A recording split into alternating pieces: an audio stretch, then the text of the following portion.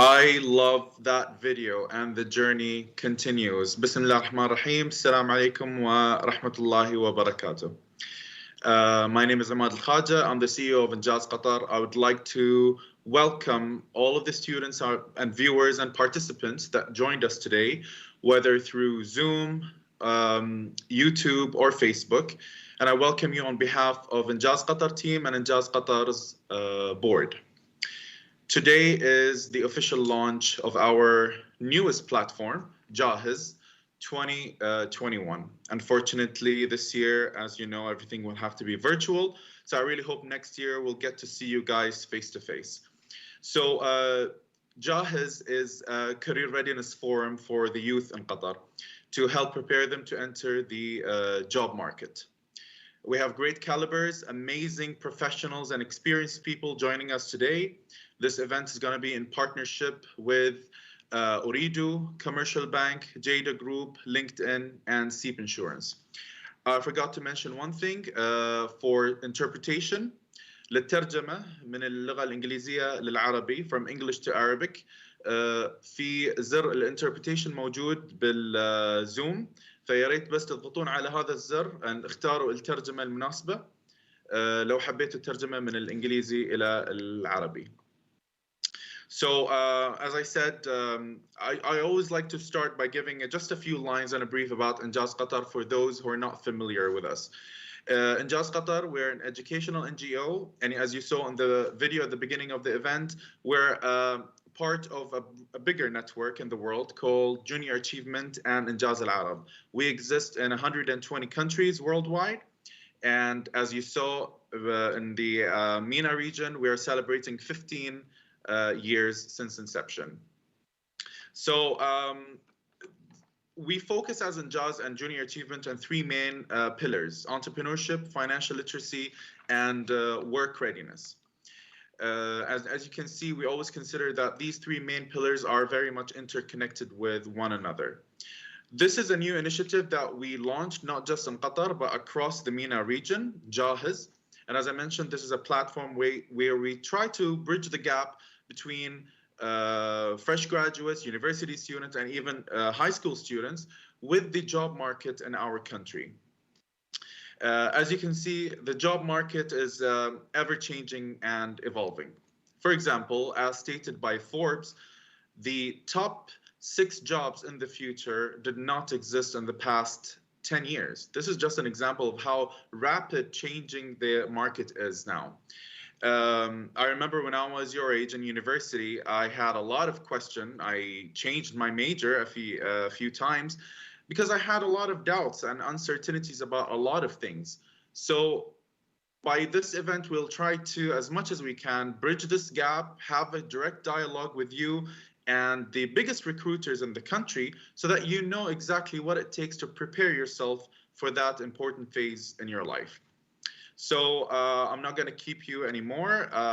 We're going to kick off the event today with a very special session by LinkedIn titled Rock Your Online Profile. As you know, LinkedIn is the leading online platform for employment and the job market across the globe.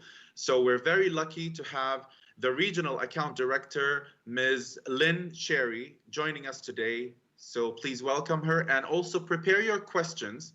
For every segment today, prepare your questions and you can write them in the chat box and someone will pick up that question and we'll ask it at the end of the session. So I'd like to welcome Ms. Lynn Cherry, please.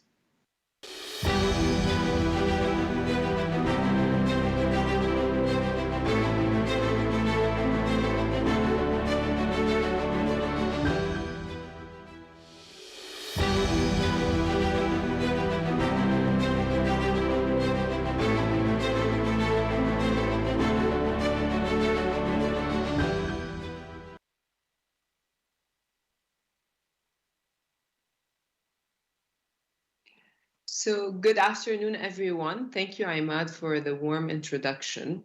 It is my pleasure to be part of this event today, and I'm looking forward to answer all your questions. As mentioned, the objective of my session is to explain to you how you can utilize and leverage LinkedIn as the #1 professional network, which can help you start your career online and find the dream job or the dream opportunity you are seeking. In order for us to start, I would like to briefly explain to you who is LinkedIn, what is LinkedIn, what are we trying to achieve in the market, why LinkedIn today, how you can build your own story and your profile, and go even beyond that. And finally, I would be pleased to answer any of your questions that can help you. In order to start, first, what is LinkedIn? So I believe a lot of people in the market still perceive LinkedIn as a job board in terms of a place where you go to apply for a certain job. And this is definitely true. Our core proposition, our core value resides in this fact. But LinkedIn today goes much beyond that. It is the place where we want you to go to create an economic opportunity. So our vision is to create economic opportunities for every member of the global workforce, whether it's a fresh grad student looking for a new start, whether it is an ongoing professional who is seeking a certain change or seeking to establish their brand, their corporate professional brand on the platform, or just a professional who would like to know more about the companies and organizations in the market and the region, to read more news, what's happening, the economy. So it's a place where you can grow professionally and have more insights about what's happening around you on the economic level. So the way we achieve this vision is by connecting the world's professionals to make them more productive and successful. So we want to provide you with the right tool, the right network for you to become more productive, efficient, and successful in your journey. So why? Yeah. You don't see it. Sorry. Sorry, I just checking.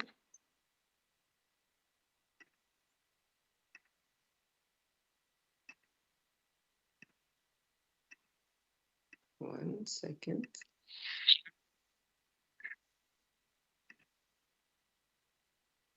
Where about now? Okay, sorry for that. All right, so I was saying why LinkedIn. So, what is the value and the strength of LinkedIn today? So, after years of working on the platform and improving it, we created a very rich network of professionals. Today, we have around 740 million members on the platform itself, which can give you an idea about the white space of opportunities and professionals that you can actually meet, get inspired by, get informed from, and work with. We have 57 million plus companies, more than 14 million jobs, and around 38,000 skills, and the numbers go even beyond that. So we want you to be part of this network. We want you to join this network, to start and build your story, build your brand. What kind of professional brand would you like to achieve today? So we always start by advising students as they graduate and they're willing to start their journey. They're trying, maybe some of you know exactly where they want to be. Others, maybe they're just trying to brainstorm to understand more what kind of career path they would like to take. So initially, we want you to start by reflecting on this and just start building with the current experience and knowledge you have. Start building your own professional profile. Now, every profile we consider today is an identity. It's a representation of who you are. So it might be simple tactics, simple steps to create a profile on LinkedIn, but the overall picture will help you get to where you want to be. So from a functionality perspective, so how to actually build a profile on LinkedIn today, and what do we recommend in terms to have the perfect profile? So first, the photo. We would like to see you, we would like to see the authentic you. How do you represent yourself? By adding a simple professional picture to your profile. We recommend that this picture should be professional. It should show mainly your actual from shoulder above, and it should reflect your energy in terms of professional. The reason why we advise that is that we noticed more connection requests and more profile views when someone has their picture on. The second step is it's optional, but it's also something that you can consider, which is to record how you would like to pronounce your name. So how would you like others to call you? This can be a good so a help for recruiters or for people who would like to address you. A third step is to start adding the information. For example, if you graduated in computer science, so most likely you would like to work in the technology industry. So you can actually choose to include technology as an industry. This way you can be matched with the people in the field that is relevant to you. Go even further, show that you are open to work. So tell the recruiters out there that I'm looking for an opportunity, which will increase your chances of being visible, and they will approach you directly. Draft a compelling summary. We strongly advise you to actually talk about who you are, your aspirations, your strength. I know these will change as you move into like down further in your career. You will keep on updating your summary based on your experience. But today, as a student, fresh grad, ready to start, what is your passion? Where would you like to be? What is your main? What are your main capabilities? Your aspirations in a very brief and professional way. You can always add rich media, rich content of a certain project that you worked on in the university, for example, that you are proud of, that you would like to show. All these are also components that are very important for your profile. This step is mainly when you start working. If you don't have any previous experience, you can always include your internships if you had any volunteer work, small jobs that you believe it impacted your capabilities and it impacted you as a professional. And you can just include all the details, add your skills. For example, if you have certain technical skills that you acquired at some point, from the very basic one like Microsoft to more technical ones, like if you're in graphic design and you would like to add the technical skills that you acquired at the university, you can go ahead and add them and ask others, your maybe instructors, your friends, to endorse that you actually have those skills. Request a certain recommendation. Also, this would be upon your jobs and your career. You can request recommendation from previous employers just to give an idea about who you are as a professional. And the list can go on in regards to the details of the profile, but we strongly advise you to start by building this rich, informative page, which will tell the recruiters your story and why they should hire you. But we want you to go even beyond that. So this is the first step. We established our identity, our professional identity, and now we want to expand even further. We want to keep on learning, keep on shining, and keep on growing. So initially, I mentioned that for a student who is a fresh grad and who would like to know where to go next. Like I know for a fact that I would like to become, for example, a sales manager in, let's say, 7 to 10 years from my graduation date. I can always utilize the platform to follow or to connect with people who had similar path and who achieved something that I aspire to achieve, and understand from their journey where can I start, where can I go, which companies can I tackle? And from that, I can start connecting to these professionals and start building my thought leadership as a professional. So now that you have your profile, your identity, we want you to speak. We want your voice to be on the platform. We want you to share updates, to publish your thoughts. If you are into cryptocurrency nowadays, a lot of people are. If you have certain thoughts or opinions about it, you can go ahead and share and speak and tag the people that are relevant, that you know. Include the hashtags that can inform you and give you more information. Follow your influence. Like you have a lot of people who are even you then can influence your information and your knowledge. You can also follow them, connect with them, and engage with them on the platform. So from a more functional perspective, we advise you to share status updates. You can talk about anything related to the professional world and be authentic. And this is what we advise in terms of best practices. So share your authentic voice, be yourself, post frequently to increase engagement and traction. Start a conversation or share your point of view. Include rich media. So if you have certain reports or certain facts from authentic sources, credible sources, you can share them, talk about them, and this is how you will create your opportunity for growth.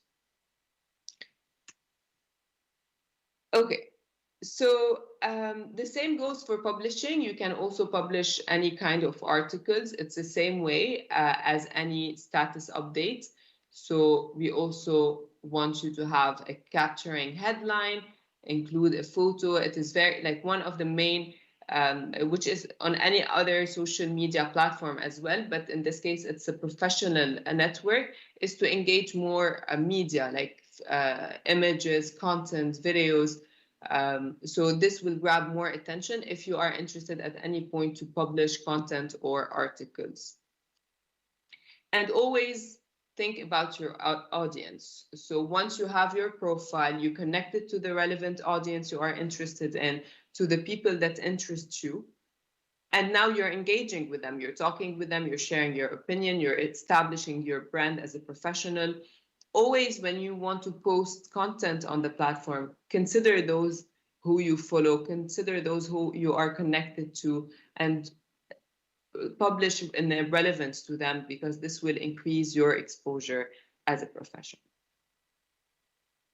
You can always go ahead and track your progress, understand who is actually looking at these, at your work, at these articles and these publishing.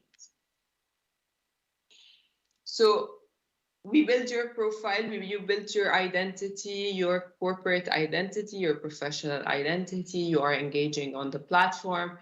And in parallel, we want you to keep on gaining knowledge and insights.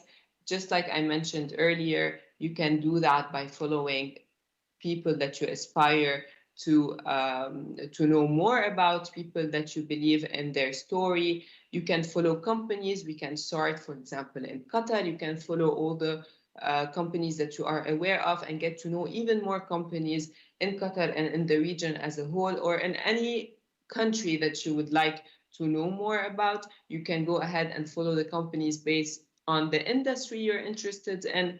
So it all depends on your preferences. Follow influencers. So same as companies, if you have a role model in your career, if you have someone that you actually like to know more about and their news and their opinions, you can go ahead and follow them. And you can utilize the advanced search and filters to also help you find what's more important. Once you have established all these sources, they will appear to you on your home feed. So you will be able to see news, you will be able to see posts of these professionals, of the companies, what they're sharing, and all this information. Now that I just gave you the summary, I would like to just take you over the the platform itself. So I hope you can all see my screen. So this is actually my LinkedIn profile. This is my LinkedIn page. So the first thing I can see when I sign in is my homepage. I can know more about my ex-colleagues, my current colleagues. I have more like information about companies that I can read them. I can access LinkedIn news in the market also on the right. And here I can utilize all the hashtags to know things that might interest me. So if, for example, I want to uh, choose a certain hashtag, for example, healthcare, I can follow it and all the uh, information about healthcare will appear to me. All the articles that mention hashtag healthcare will appear to me. So these are just few examples on how you can leverage the platform more. But the main thing for you today is how to apply to a job. So now that we build the profile, we're there, we're engaged on the platform, we're doing everything. The main thing for us is to apply for a job. So the way to apply for a job on LinkedIn is for you initially to understand that recruiters are there. They're looking at the platform, seeking quality hires, seeking people like you who are driven, who are passionate, and who are ready to start their career. So they post their openings. And here, by accessing the job board through the platform, you can, based on the region, so for example, let's say I want to search in Qatar. So I now can see all the jobs available in Qatar. In my case, at this point, it's mainly showing me positions in sales and account management because this is my field. But for you, you can just even filter, for example, entry level, since you just graduated. You can, if you have specific company, you can select this company name and look if they have any openings. Job type, let's say full-time. So I can drop down even further. So you can just go ahead, check all the filters that are available to you in Doha. You can even, if you want globally, if you're seeking another country, same thing. And once you click on it, all the jobs available will appear to you. And the first thing to do is to go through the job itself, see if the qualification match your aspirations. Take a look, in case you don't know about the company, you can take a look at the company. So by clicking on it, you go into their company page, learn more about the organization, understand their culture, uh, check if they have more jobs that you might be interested in. And if you actually are interested in this, you can just click apply. It will take you to the link where you can apply to the job. Another way of applying is an easy apply, where you simply can attach your CV. If the company, if the employer selected this option, you can attach your CV. And just trying to show you how.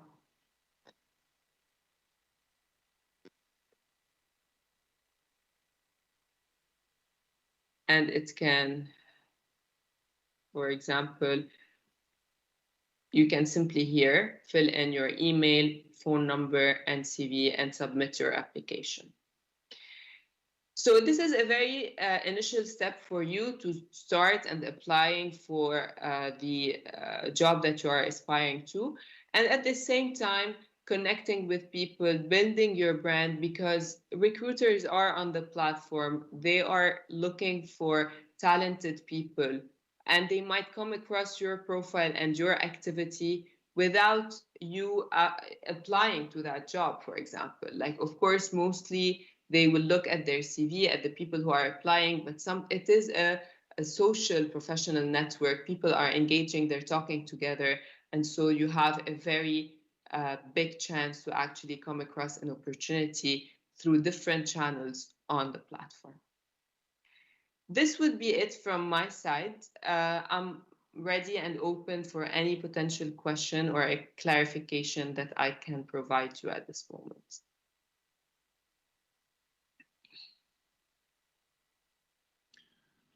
Thank you very much, Lynn. We actually do have some questions.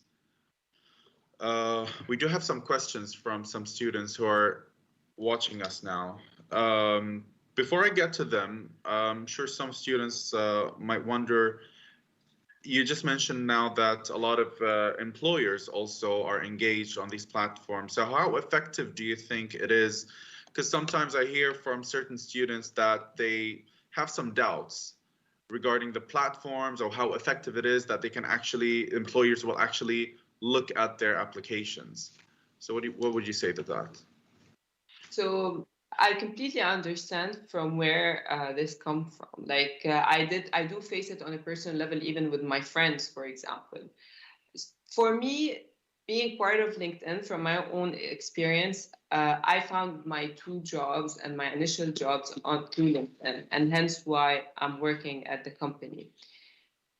Mm-hmm. Of course, the more you put work into the platform, the more you will be visible. So it's a chance for you. The more that engaged you are, the higher chances you will have that you will be seen, that your profile will be seen. If you apply to more jobs, if your profile is complete, because the way we work as a platform, it's based on an algorithm, right? So the reason why we recommend for students to fill in and complete their profile, or to any professional to complete his or her profile, it's because the more information you have on it, the more algorithm and matching the recruiter will have on the other side, which will allow them to see your profile. So I don't want to get into the technical IT part of it, but this is how it works. So if we're talking about a profile that has literally a basic name and very little information, it has a very low chance to be captured or matched to a recruiter. On the other hand, if you have a profile that is full of keywords, information, industry, everything we just covered, then it's a higher chance for them to be seen by the recruiter. And I believe, like, we have a lot of recruiters working on the platform today, and they've been seeing a very high rate of recruitment. Right. And for a lot of students now who are still in universities and they're looking for internships, I'm assuming this also, the same process applies to internship seekers as well. Definitely. So we see a lot of internship positions opened on the platform as well that they can apply to. Right. We have a couple of questions as well from students. If a high school graduate student wants to look for a job, can he or she make a profile on LinkedIn? Yes. For high school students. So as long they can do it, as long as it's above the age of 18, logically. Okay. So if a high school student is at that age, then they can do it, yes. So the minimum requirement is the age, which is 18 years old minimum. Right. Is it okay to add people, connections, on LinkedIn that I don't know, never met, nor spoke to, or is that seen as unprofessional? That's a good one. That's a very good one, actually. So I think it's a perspective. It's a matter of perspective, and it depends on the individual. What we recommend as a platform is to always write a small message asking that person if it's okay and the reason why you are adding them. That's why, if you are aware, you can actually, when you add someone, identify, do you know that person and how. So we do recommend that you utilize this and clarify the reason why you're adding that person, and it's totally up to the individual to accept or not. Right. Okay. Another question. In terms of knowledge gained, there are LinkedIn courses, correct? How does LinkedIn track how well I was able to retain the knowledge so that employer can judge me based on that? First of all, are there LinkedIn courses, correct? So we do have LinkedIn Learning, which is a Okay. learning courses on the platform. It does come with some premium subscription. So sometimes if you have subscribed to the premium account, you get to go through the e-courses. So I'm not sure if this is what they mean by that, Okay. but it's there on the platform. And in terms of how, we do have a skill assessment tool, a basic skill assessment tool that recruiters usually utilize when they post a certain job, and they have the option to actually select it and to test the candidate or the applicant on a certain skill. I repeat, it is basic. It doesn't really track every individual, or they cannot do it individually. It's on the recruitment part. Right. One last question is English the main language to communicate on LinkedIn? And why use LinkedIn and not the other platforms? I don't want this to sound like a sales pitch, but the language issue. English is the main language used on LinkedIn. Uh, I would say also it depends on the region. Like, for example, I do cover Morocco, and in Morocco, they use it in French mainly. In our region, currently, like especially, for example, in Qatar, yes, I see that English is the most common. But it depends, you have a lot of people that use it in Arabic, other people that use it in French. So it's relative to the region, I would say. Right. Okay. I guess the other question is why LinkedIn, not other platforms? What would you say to that? So, and if I want to compare LinkedIn in terms of a platform, a place where you can actually professionally engage and to extend your knowledge, connect to professionals globally, to a limited job board where you can just apply for a job. So we don't compare ourselves to job boards out there, because we believe that our value proposition is beyond just job posting and job application. And this hence why we motivate you to utilize the system beyond that scope.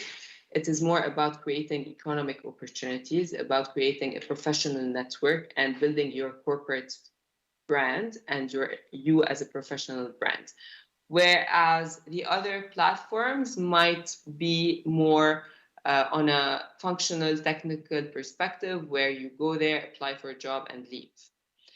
And according to the statistics, we are the number one professional network with more than 740 million members, which would make LinkedIn really powerful, and hence why LinkedIn. Right. I noticed there are a lot of companies that use special software, for example, for employment and job application. They actually use LinkedIn, like where you can connect your LinkedIn account to that application. And that says a lot coming from the employers themselves. So, okay, one more question. Is LinkedIn widely used in Qatar, specifically in Qatar, or is it more in other countries, especially in the West? In Qatar, is it very effective? Are a lot of people using LinkedIn? So actually, I am an account director in Qatar, like for the past 2 years, and we do work with the biggest companies. It is the second top market for us, for my region. UAE comes in first, and Saudi, Qatar, they're in the second in terms of candidates available on the platform and the volume. We are widely increasing. So our interaction, our initiatives, thus today, we're trying to spread the word and the awareness of the platform even further. What I can say here is that on an employer perspective, our presence is strong. We deal with a lot of organizations. A lot of employers use LinkedIn to look for candidates and for hires. So we do need to encourage the students to be there because employers are there. So we need to match both together. And if one side is there, our job is to make sure that the other side is also there. So this is from my perspective. It's been a very strong market for us. It's definitely, we cannot compare it to the West because in the West, LinkedIn is there. It's been a while. In the region, we just grew in the past 10 years. But the advantage in the region is that there is no competition for LinkedIn. So it is the main platform for recruitment and job like seeking. Right. And I know that in other countries where LinkedIn is more integrated in the job market, I know that LinkedIn does a lot of employment rate studies and statistics, etc. Is that applicable here in the region and in Qatar as well? Do you use such tools? So or do you provide such tools, I mean? So we do have like reporting and insight tools with corporations, like corporate solutions and tools that provide insights. And they do have ones relevant to Qatar. So we have a full-on team dedicated to that that constantly generates this data. Of course, in also certain countries, the data might be larger because it all depends on the profiles we have. So let's say we have in Qatar 1 million profile or candidates compared to like a 10 million. So the data will vary according to that, but we definitely can provide such insights to organizations. Great. I'm sure a lot of students, benefited a lot from this session. I know that, almost everyone I know here has a LinkedIn account. So I'm sure that those who don't will start doing that, will start working on their profiles. Lynn, I would really like to thank you for your time and effort with us. That was amazing. Thank you very much. And I'm sure everyone appreciates your presentation. Thank you for having me, and it was a pleasure. And please feel free to connect with me if they need any kind of advice where I can potentially help. I'm happy to. And for whoever, just a small note, for whoever is a bit doubtful of the platform, just give it a try, and I hope it won't disappoint you. Definitely. Thank you so much, Lynn. Appreciate it. Thank you. Bye. That was really good. And honestly, it's not just for the students. I think a lot of us practitioners and actual employees, we all use LinkedIn. And I think we learned one thing or another. So thanks to LinkedIn and thanks for Lynn. We have a short, very interesting video we're going to play for you now. And we're back again with our panel session. COVID-19 is one of the biggest crises of our time. It has impacted every single one of us, shaken our social systems, and disrupted every sector of our economies. The automation of work, combined with the global recession, led workers to lose their jobs at an accelerated pace compared to previous years. And this trend is expected to continue. The ongoing shift in the division of labor between humans, machines, and algorithms might displace 85 million jobs worldwide in the next 5 years. While 97 million new roles, ones that are more adapted to this new task distribution, may emerge. By 2025, companies expect to displace roughly 6% of their total workforce. 1 in 2 workers will need reskilling, and those remaining in their current roles will need to update 40% of their skill set to adapt to the changing labor market. There is a way to collectively benefit from these challenging times. Decades of research have shown that the most valuable asset of any economy or company is its human capital. Around the globe, companies are already experiencing a shortage in relevant skills for future roles and are investing in reskilling and upskilling their workforce. By 2025, organizations say they will train over 70% of their employees to ensure they can smoothly transition into the jobs of tomorrow. These include DevOps engineers, artificial intelligence specialists, digital marketing managers, talent acquisition specialists, and customer success specialists. It will take on average between 2 weeks and 5 months for workers to pick up new skills, allowing them to move into these new roles. But data shows they won't need to have the perfect skill set to start transitioning. While 2/3 of employers expect to get a return on investment in employees' reskilling programs within just 1 year, governments will also need to step in to update and fund education and training systems and to ensure displaced workers have adequate safety nets. With purposeful leadership and collaboration, we can turn this global crisis into a unique opportunity to transition into a future of jobs that is inclusive, fair, and sustainable.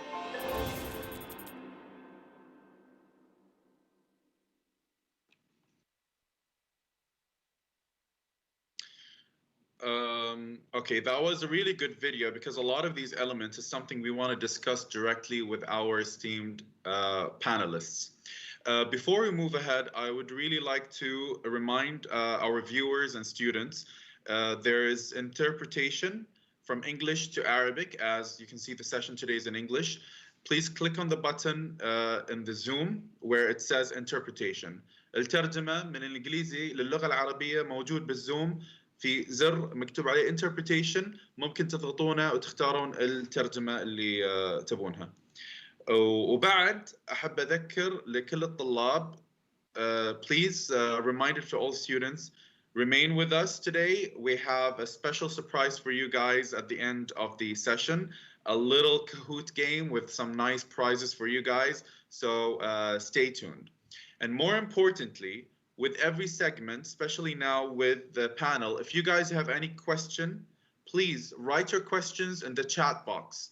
Whether you're on Zoom, YouTube, or Facebook, you can write your question and we're going to ask your question at the end of the session. And now I'd like to welcome our esteemed panelists.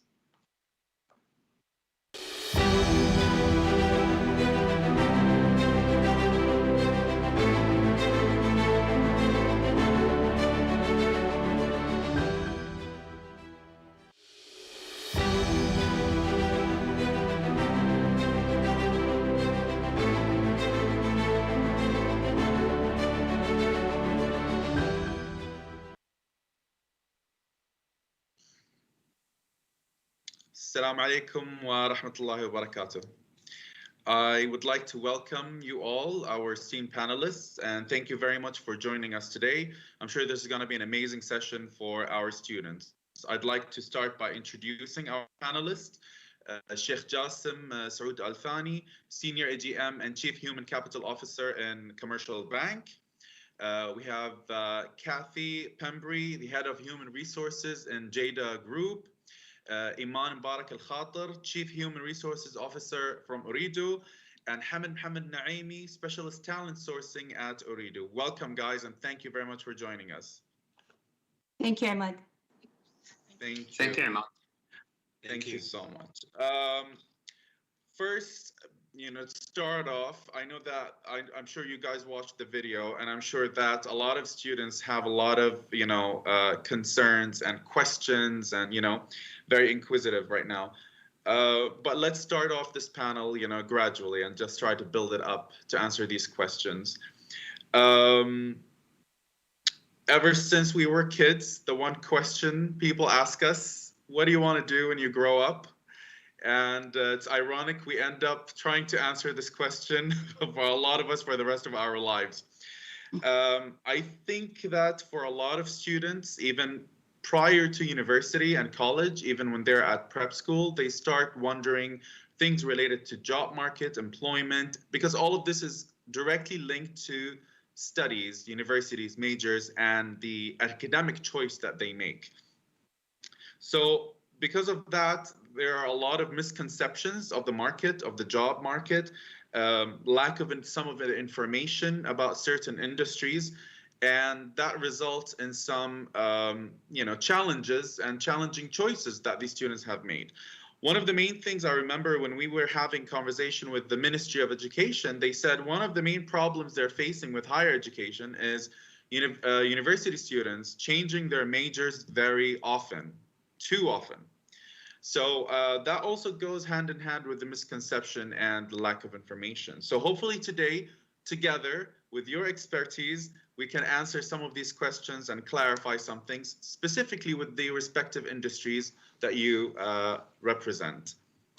If I may start off, Sheikh Jassim, regarding CBQ, we all know that the financial sector is one of the main pillars of any given economy, and banks being the backbone of that pillar.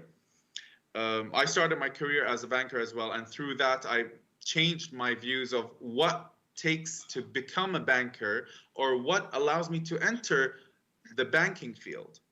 So I want to start by asking you today, how attractive do you think the banking field is for students, whether they're high school or university students in Qatar?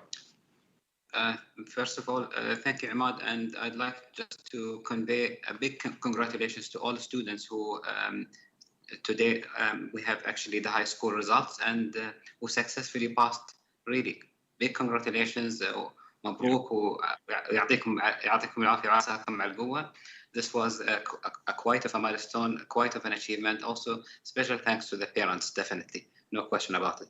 So, banking environment actually provides the basis structure, the basis of actually how you can consider roles, tasks, and jobs that you need to actually do. Not that complicated, really. They will give you all the steps in a gradual manner. But the most interesting factor, actually, banks brings the relationship area where you can interact directly with customers, directly with new people every day, and also with different teams altogether. What's exciting about it, location do change. So you will be for a couple of months in a certain branch. You will be moving to another branch. You will see different environments, different branches, different, I would say, different type of customers, different type of products, and you will be actually also gradually moving forward. So what's in it is really, I mean, if someone gets bored easily by the same desk, same location, I mean, I got that as well. So that actually brings sort of an excitement. I mean, you are almost hot desking, almost, but also you are experiencing different pattern of life, different pattern of economy. Right. And also, aside from finance majors, for example, there's always growing parts of banks within different business majors. So you have the management side, you have the marketing and HR, correct? Do you find those as well, just as attractive for students as the finance majors? Definitely. I mean, we do rely hugely on marketing, and definitely also, I mean, I specialized in IT to begin with. So IT is also one of the areas that all banks do require and do ask for and do aspire for. If you consider what happened with COVID and what brought, I'm not jumping into questions or answers here, but what happened with COVID actually, it brought enforced automation, I would call it more. So whom are not ready yet to play that game, actually were shown very clearly they weren't able to grasp what's in it. But we did actually had a commercial bank, a ready platform, a ready application, and technically you have the full branch available to you online. Now, IT, yes, we need those. InfoSec, yes, we need those, definitely. Human capital, marketing, all majors, no question about that. I mean, consider what functions that would serve the bank, we can actually develop them as well. Interestingly enough, also, we had also some of the technical engineers from other disciplines came here across and actually grow differently. So grow with a different career. It's not about what you have taken in the books that matter, really. It's what you want to become that matters. That's amazing. So the industry does foster a lot of these skills, relevant or irrelevant to their majors. Ms. Iman Al-Khatar, how are you? I'm good, thanks, Ahmed. Thank you very much for being here with us. So I don't even have to give any introduction about Ooredoo, but I do want to mention one thing that, and correct me if I'm wrong, a lot of people classify Ooredoo as the leading telecommunication company. However, it is more than just telecommunication, especially now with the new age of digital transformation, with artificial intelligence technology. So now Ooredoo has become leading company in a lot of things more than just telecommunication. So just now when I said those few keywords, Gen Z, I'm sure they can relate to a lot of these keywords that I mentioned, which I would assume makes this industry very attractive for fresh graduates and university students. Is that correct? Of course, I think, Imad, just to capitalize on maybe what Sheikh Jassim was just mentioning now. During COVID, everything became so digital, but who's the engine and who's driving all of this? You need the infrastructure, you need the right, let's say, IT, you need good coverage. So all of that engine is happening over here in Ooredoo. But just to branch out also out of that, we're stepping into the media and the digital era, and we're diversifying out of the, let's say, the traditional telecommunication. So during the pandemic, and I think this will carry on also down the road, you're not gonna go to the branches and to the shops anymore. Actually, you're gonna click on an online shop and you want everything to be served in one click. And behind that, you need an engine as well. You need the thinkers, you need the IT, you need people who think like in an IP. So it's gonna branch out. And I think that those requirements will carry on and they will grow down the road. It's not going to stop only during the pandemic and everything will roll back to traditional, because we see also like working from home is picking up. So people are like whining, like, we don't want to go back in the 1st of August and we want to sit in offices anymore. So I think this rhythm will carry on, the agility and, you know, the mobility and people who are like mobilizing around. I think this will be the new trend. Yeah. So speaking of branching out and, you know, how evolving the market is and the situation is, especially with COVID, which we're going to, you know, touch base in a minute more in depth, does that create also some sort of skills and gaps in those skills in the market currently? Do you find that there are gaps in the skills and we still need to capitalize further on those set of skills?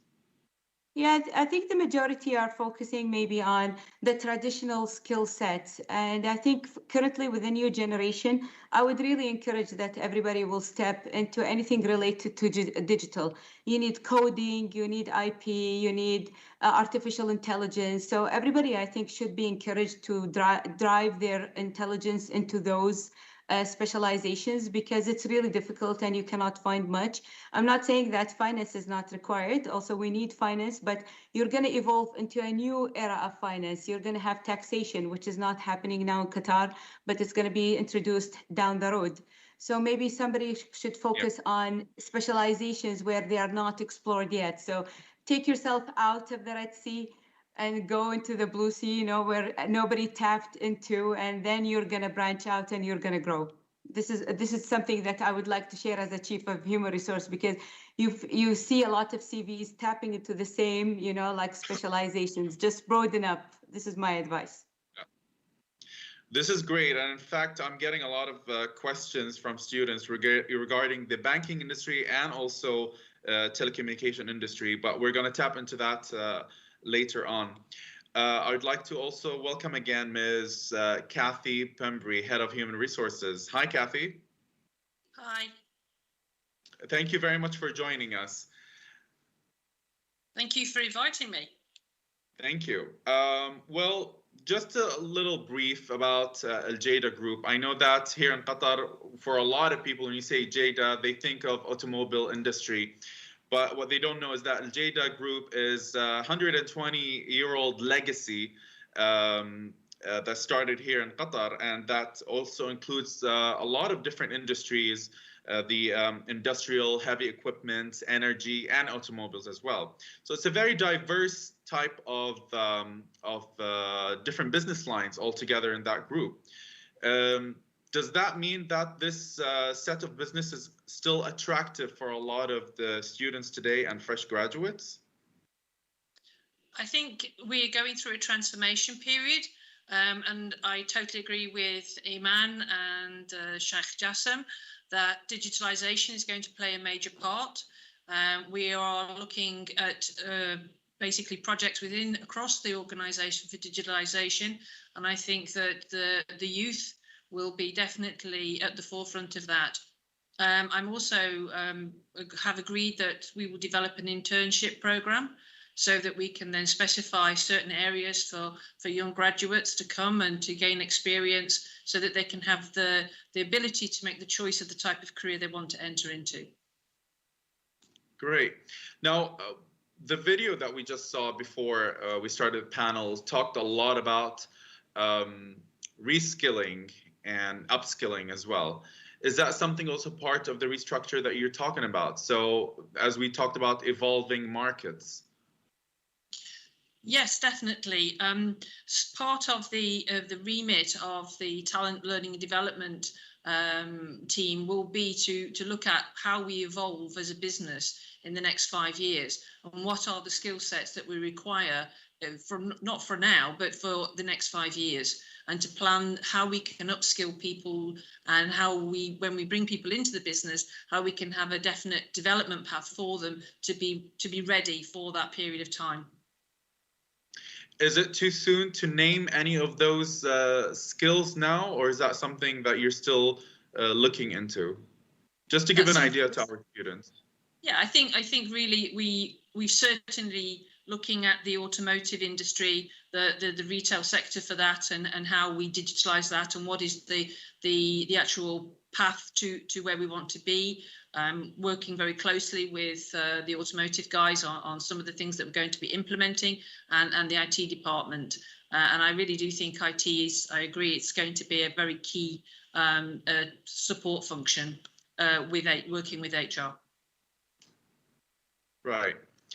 The one thing also I wanted to tap into, which is the Qatari students in specific. How attractive are those industries for Qatari students to join in, and what kind of skills do you think that we still need to capitalize on and further enrich students? I want to start with you, Sheikh Jassim. If you can just touch base on the Qatari students and the attraction for them to join the banking field. Thank you, Imad. I mean, Qatari students in general and Qatari in general are more actually of holding, you can call it, we are more social. We like actually to be engaged with communities. We like to really understand also how the country develops and delivers as well. So understanding the mechanism of finance is really something that actually attracts a lot of students. I mean, by all means, one of the main also, you can call it anchors of INJAZ programs is around financial literacy for students, to actually provide the platform and ability to understand how financial market work and how actually basics of, you can call it finance, actually also delivers. What attracts actually many students to us really is about simple matter of dealing with money, dealing with people. So some people will come and say, okay, I'd like to have a lot of cash in hand. I'd like to use a lot of cash. I'd like to see cash. I mean, by all means, it's quite interesting to check on areas like how the vault management happens and how, you know, cash is distributed through ATMs. I mean, I can speak on and on about cash. And there are many people who like actually the whole career about cash. And also the other side of the achievements of actually bringing in better deals, better actually, I mean, you wouldn't call it deals. It's actually today banks actually provide, and I'm sure Ooredoo as well would do also the same. We do provide means of better lifestyle to accommodate society. So those different lifestyles, different actually needs, we accommodate them by either banking products or by communication products and others as well. I mean, we are working here to help everyone, not to actually work to do it, you know, do it in a way to just gain profit purely. But by all aspects, I mean, it brings the social aspect of it. Where I want to actually also highlight one critical point. I mean, besides LinkedIn actually highlights how the CV is written, but I'd like really to highlight the main skill of all, regardless actually of the field, would be learn agility, ability to learn and ability to learn fast and develop new skills always. You need to be always up to a good beat. What you have been taught in the universities is actually, they've changed a lot of subjects. They've taught you a lot of materials, but throughout time, you learn how to learn and unlearn. So That's actually one of the basic skills that you have already acquired, and everybody here desire to take those skills from you. That's a very interesting point, because it's directly linked to the learning curve that a lot of these fresh graduates go through once they join the workforce. And our job at INJAZ is just coming up with some ways and methods and tools of how to shorten that learning curve and make it a bit more effective and efficient. How can we familiarize these students with the job market even prior to them joining job market? Internship is one of the ways, but there has to be other tools, not just INJAZ, with a lot of organization and governmental entities, and even the universities themselves are trying to be part of that, solution. So I'm very happy to see that a lot of companies in Qatar are becoming part of that as well, helping the students familiarize themselves with the working environment, with different jobs, with job shadow programs, for example. So that's also, it takes a village to make this happen.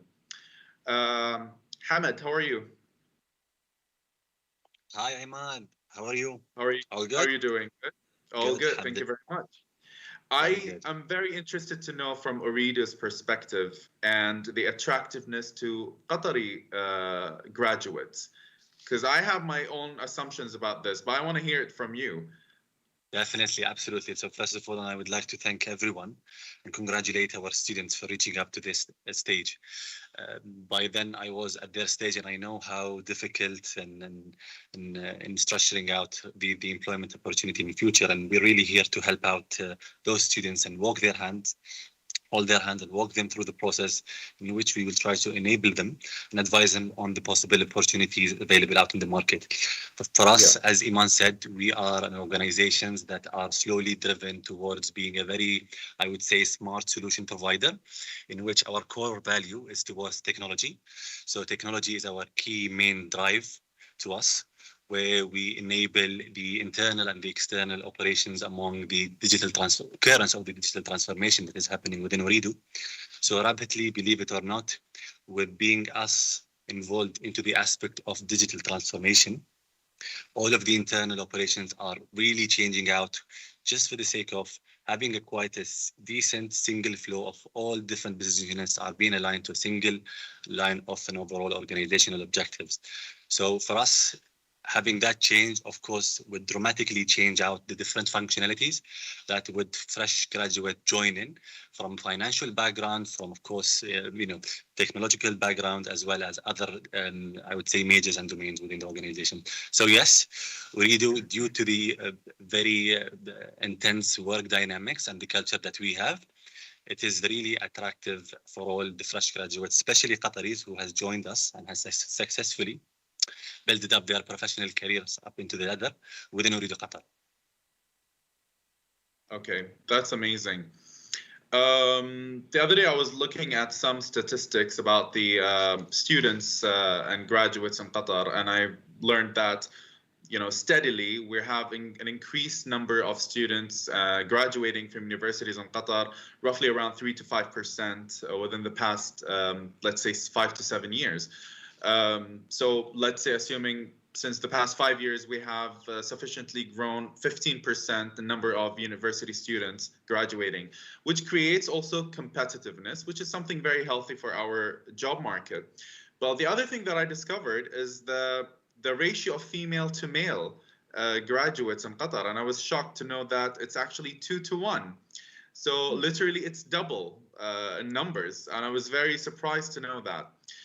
So, Kathy, I wanted to ask you specifically for female graduates.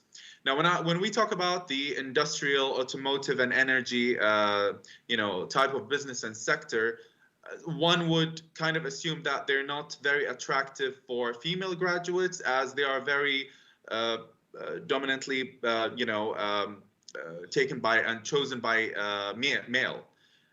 That might be a misconception, so I would like you to clarify that if you can. I think you're right. I think traditionally it has been a more male-orientated environment. However, I've been in the region for quite some time, and I found across the Gulf that there are many ladies who are graduating in engineering and computer science, and it's actually increasing.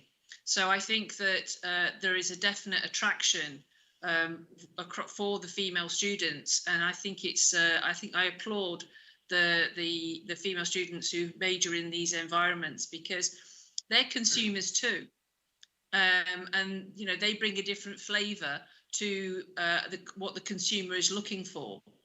And again, with their development and their involvement, they bring fresh eyes and a fresh approach, which I think is wonderful.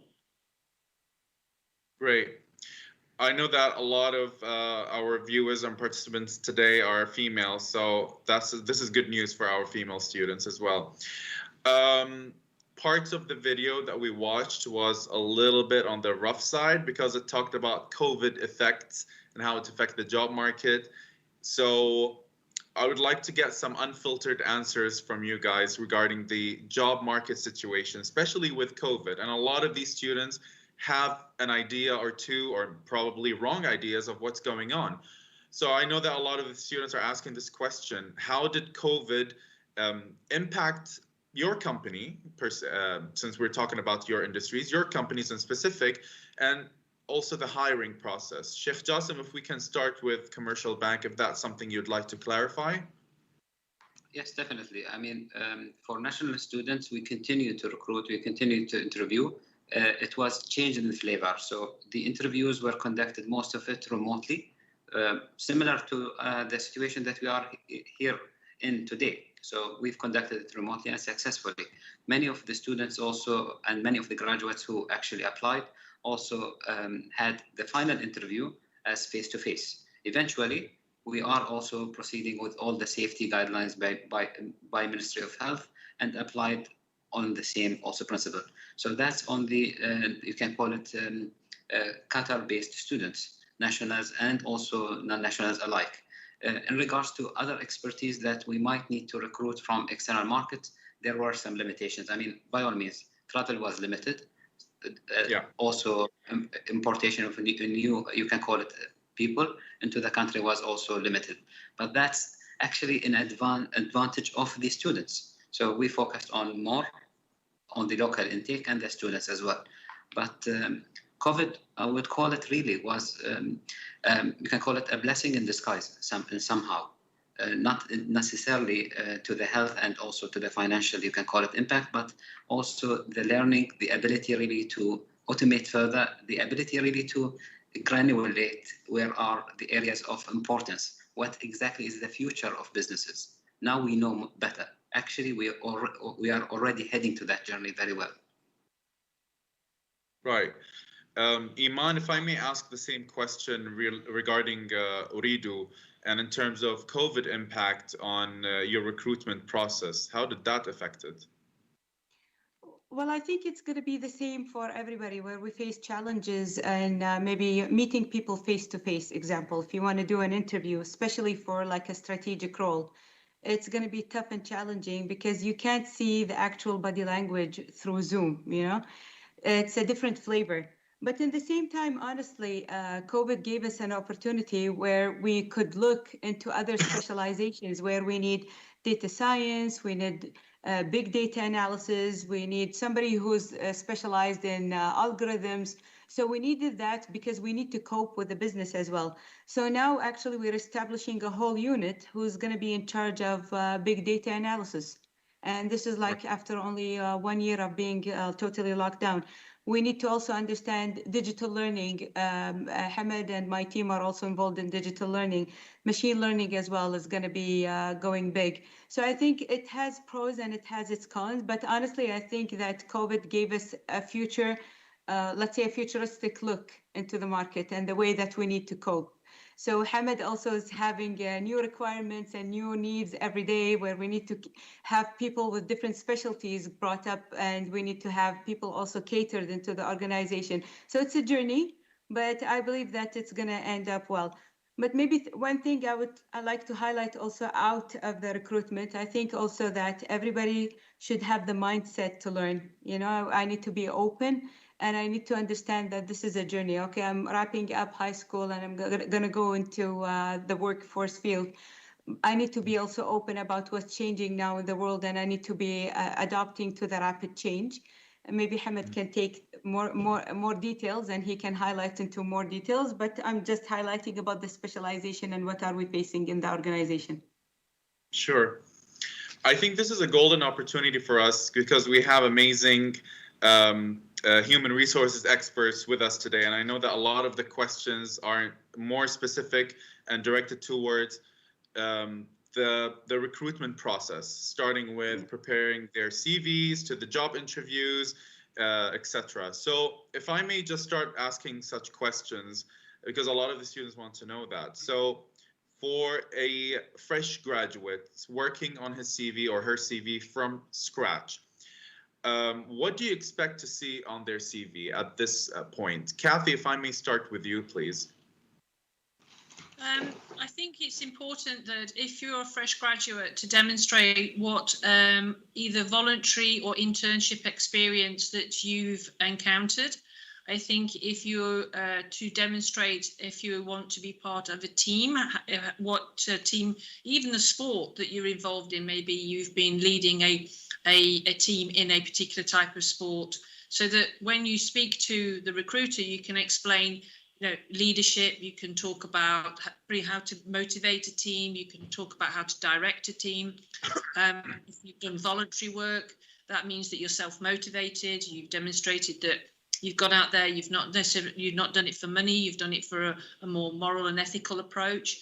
So I think it's all these types of things that can demonstrate your ability to not just not do anything, but to actually get out there and be active and participate.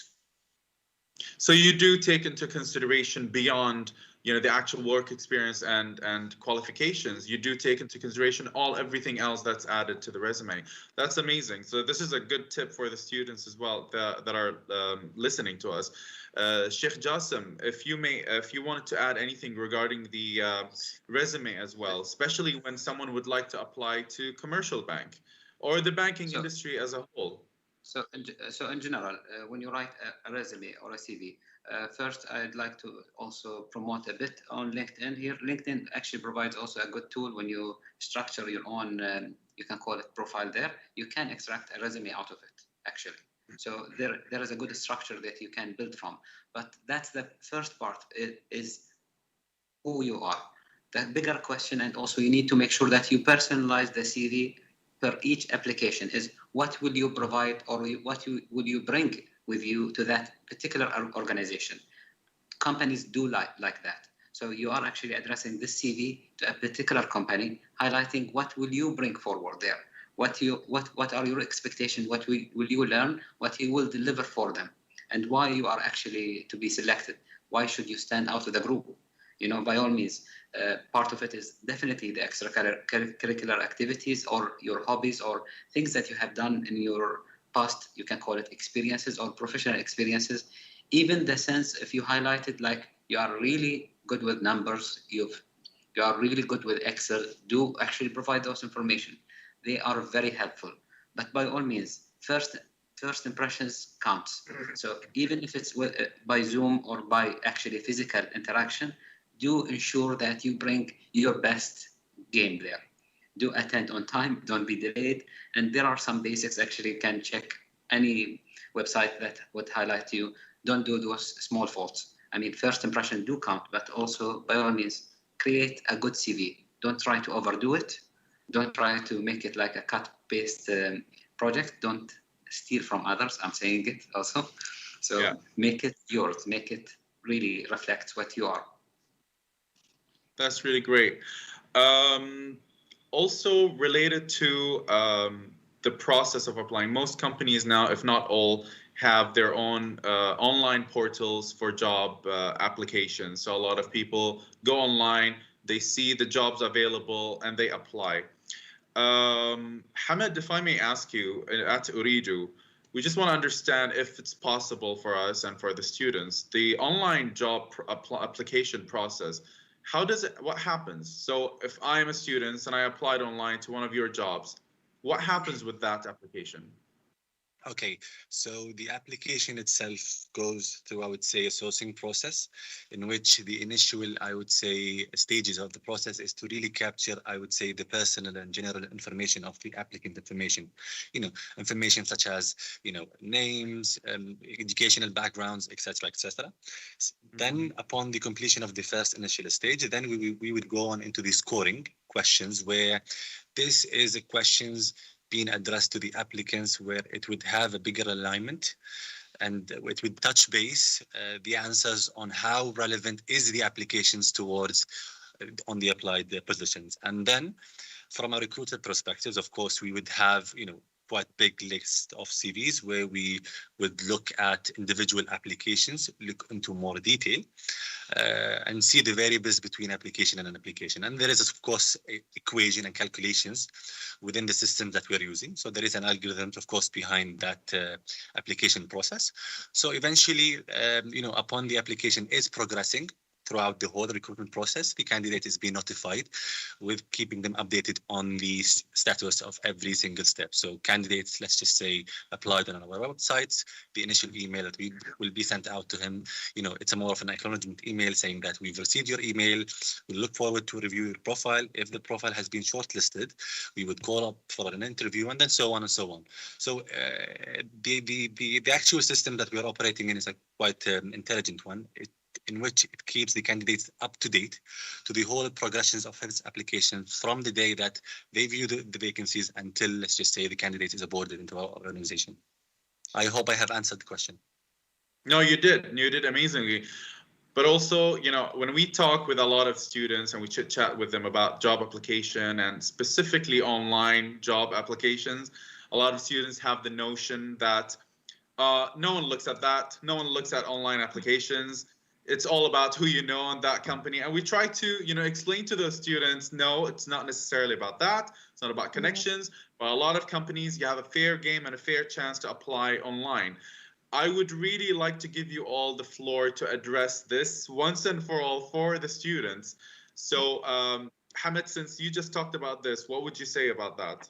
I would really say, and this is one of the ways that we really tackle down such a situations like this, is that we really run out, I would say, a development program that is being run on the organization itself, where we try to accommodate as much as applications as we can due to the requirements that we look for. So rather than just saying to the fresh graduates, go into the website and just apply on a very specific, narrowed down positions where it requires a lot of years of experience, certain qualifications, on an annual basis, they can come to us and then apply on our websites. We have dedicated a certain period throughout the year where we accommodate a lot of requests from the fresh graduates to really apply on our websites. Then we would call them, of course, out through an initial interview, and then subject to that, we would expose them into the process as well as the overall, of course, opportunities available in the organization. Right.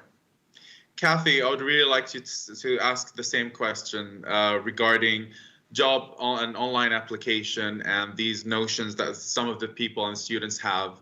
What would you say to that? Well, I would definitely say that it's not not who you know. It really isn't, and we are very open to CVs. We look at all our applicants. I'm very keen that if people apply to, say, send me an application, I always write back to them. I try to personalize it because I think it's really important. Because I think when you're recruiting, you're actually selling the brand of your business.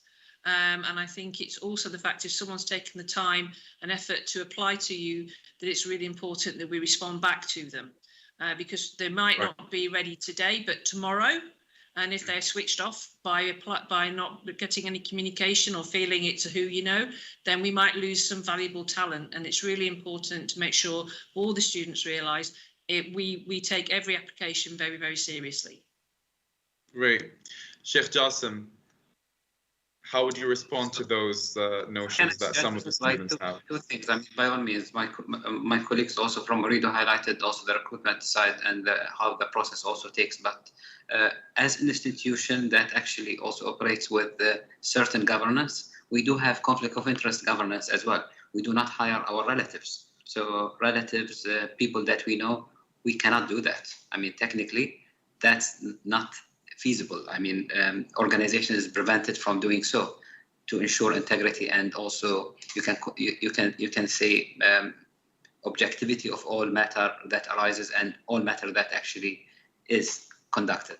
Now, from the other side, the big value of actually having diversity and different also people from different teams with no knowledge, learning and actually challenging each other is very high to any organization. So we do actually create more diversification, more teams from different actually backgrounds, and ensuring that there is no, you can call it, carry me, I'll carry you sort of a friendship area. We don't want that, okay? We want people really to be challenged and actively actually growing together, not saying, okay, don't tell my manager, I mean, you are a friend, you are my neighbor. No, we don't do this, come on, okay.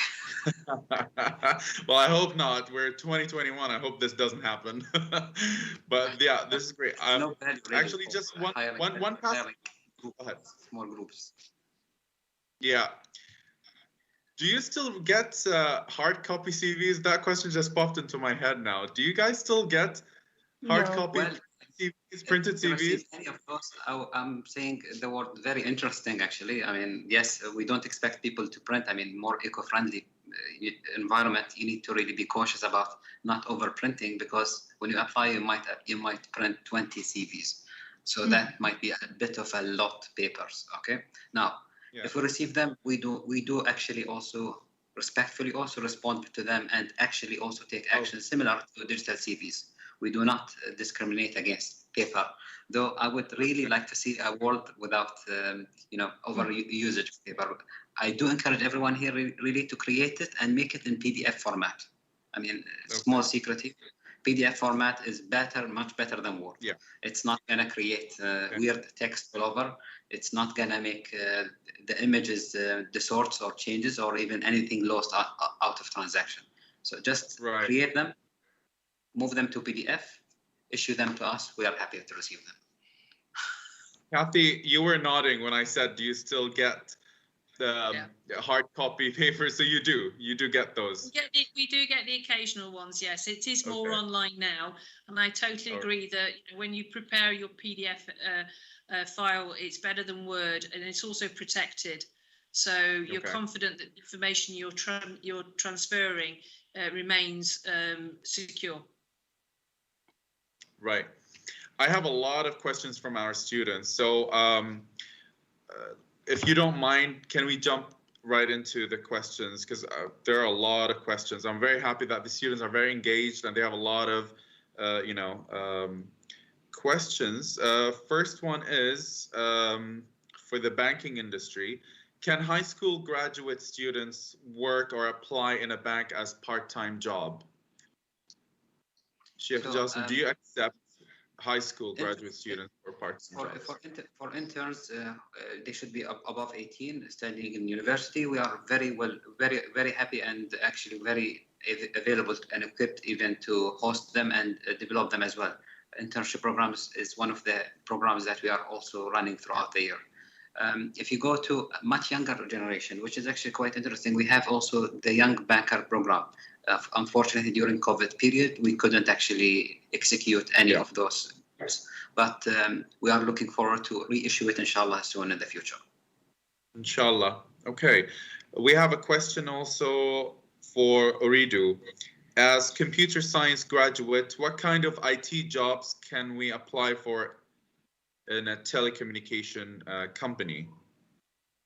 Definitely. So for the IT, more of a software sides, normally the major itself, the academic curriculum that those fresh graduates are really studying on would fall under the department what we call software. So the software department would consist of dealing out with new software technologies that we're currently involved in, such as mobile portal, microservices, API gateways, and other payments more related into coding and programming.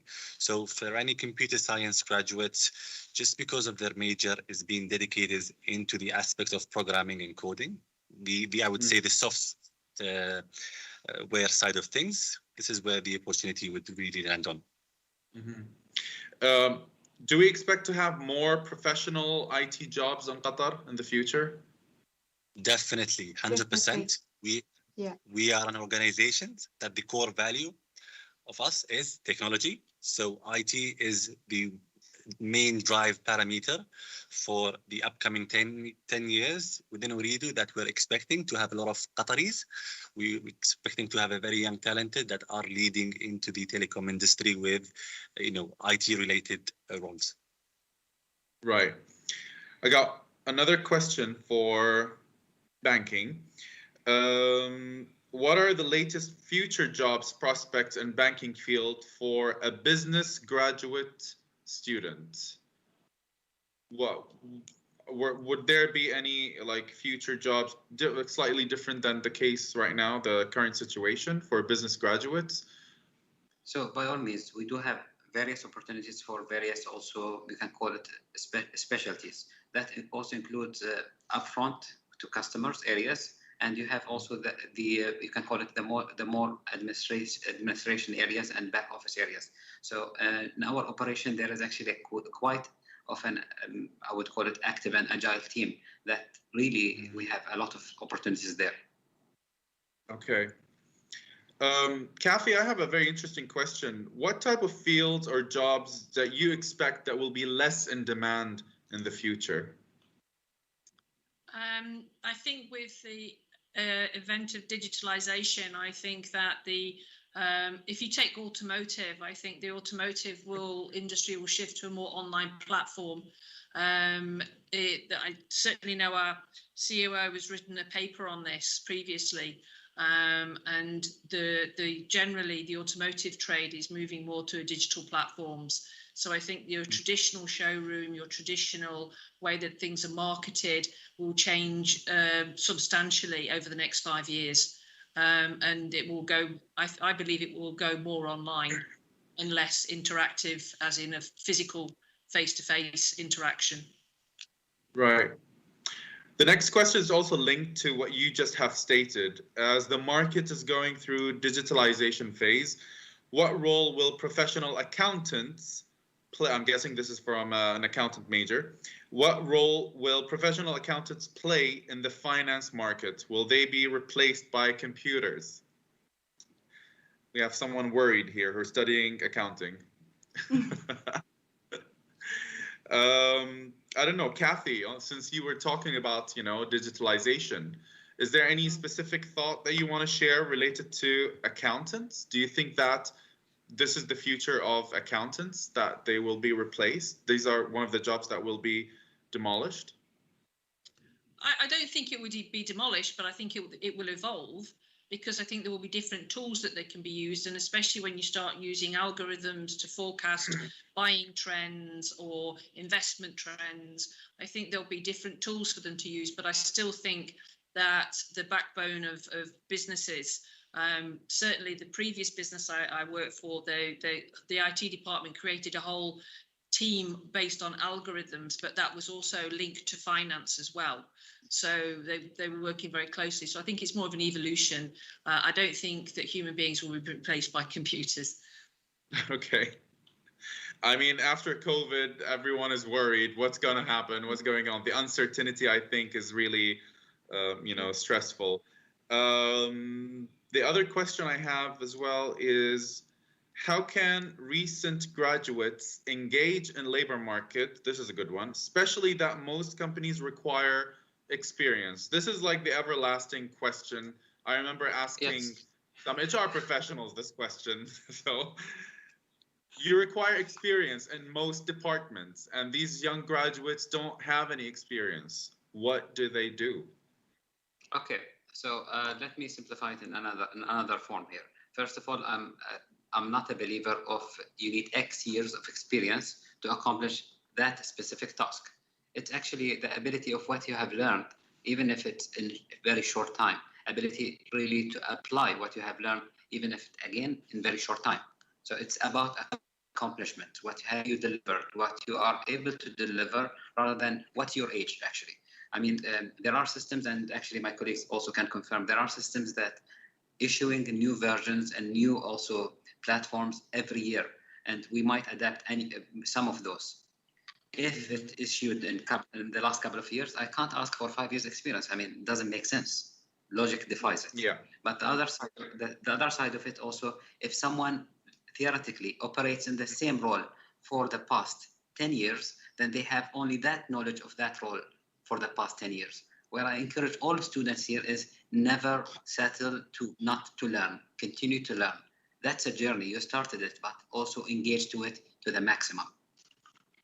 But also there are a lot of junior roles that a lot of you companies want to and need to recruit and fill these vacancies that don't necessarily have so experience. There is actually a pipeline here. You have the aging group, and you have the mid, and you have also the juniors.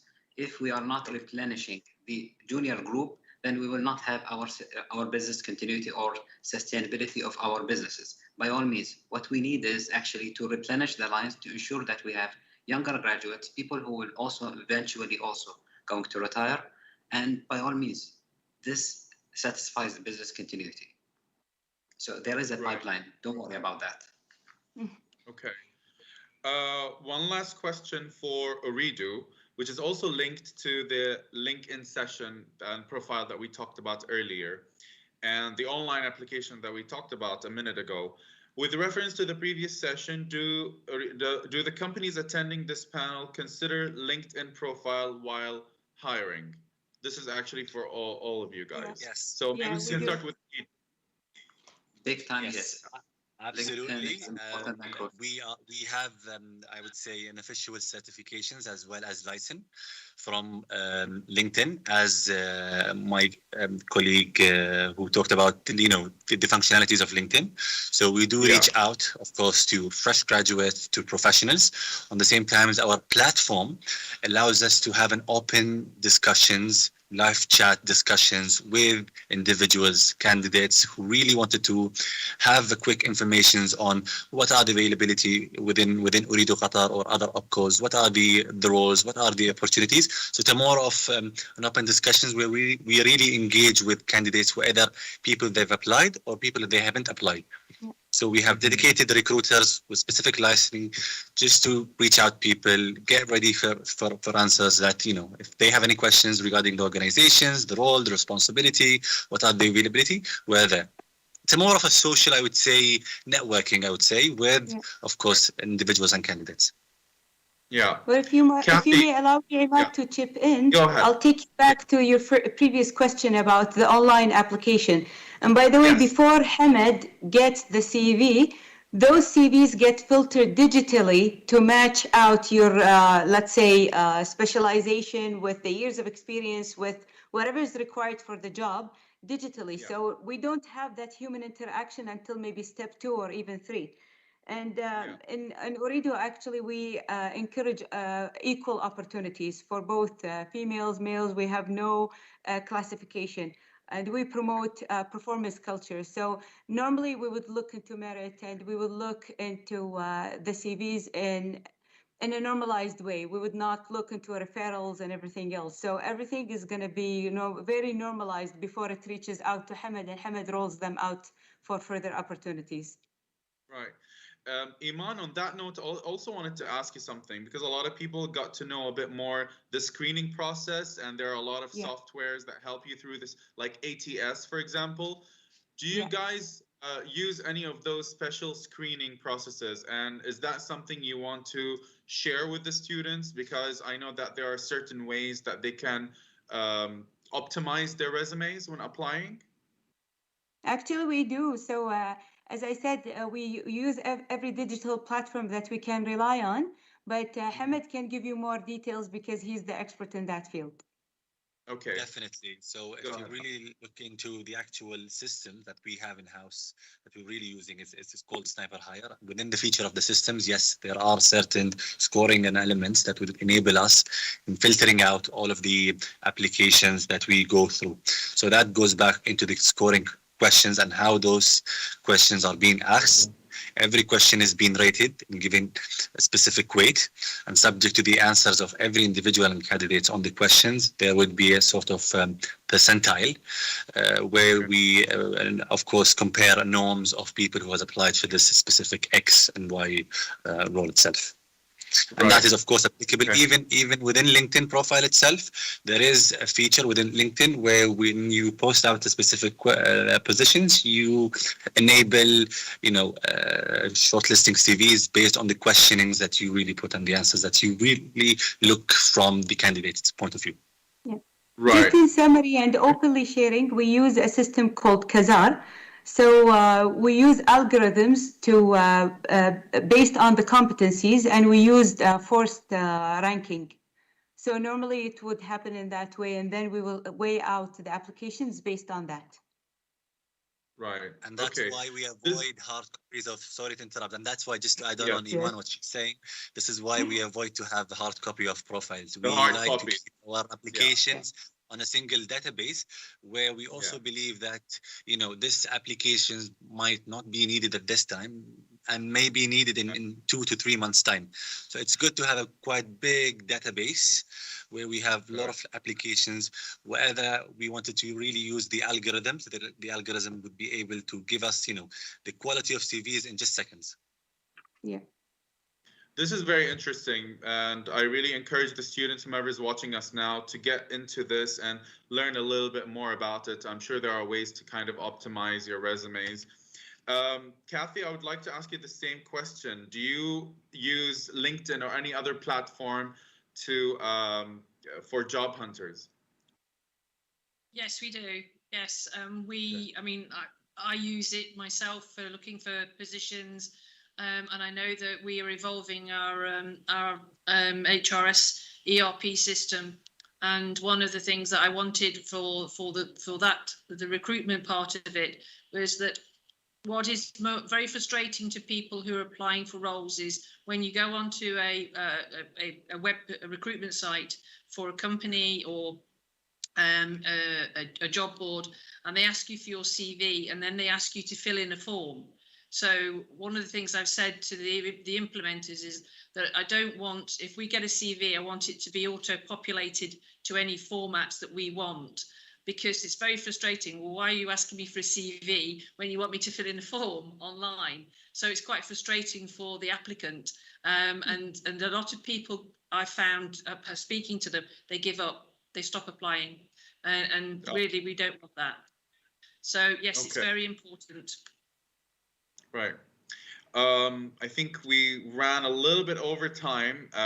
Honestly, I was very interested to hear from myself, from my own personal knowledge, everything that you guys were sharing. On a very final note, if we can go on around and just, if you have any final tips or advice for these young students, whether they're high school or university students or even fresh graduates, please, this is your chance to kind of communicate with them. Sheikh Jassim, if we may start with you. Is there anything you'd like to tell our students? Sure. I would encourage everyone here is to seek where the experienced builders are in the market. Don't seek what's the highest paid. Don't seek what's actually the highest in, you can call it, benefits. Really seek the highest builders, the ones that will actually establish a good career for you. The grounds are more important actually than anything else. If you go for something that is easy and settled, you might look back in 10 years of time, you will not see yourself progressing further. What you need is actually someone who would take you, challenge you, deliver you. Do ask the right questions when you are being interviewed.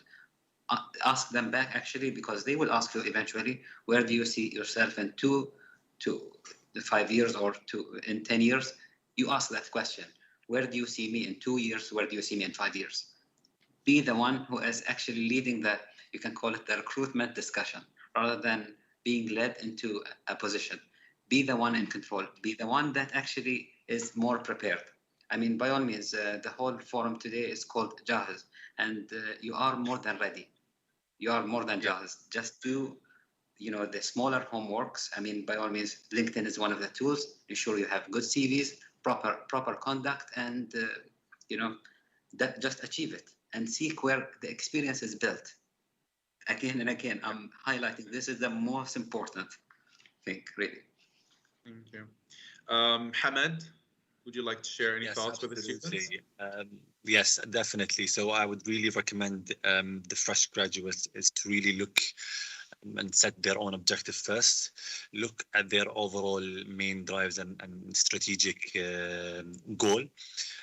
Have their available, of course, tools to be used. For example, going into internships, completing profiles into LinkedIn, getting themselves exposed into a lot of internships experiences in the corporate industries. And I believe with my own experiences with having the right dedications and given effort, the amount of time being invested for every individual would somehow be returned back to the individual in future. So being a very good hard worker, giving yourself the time, the energy, the effort in investing and developing yourself would lead you into a very good, I would say, professional career path. Great. Iman, any final words?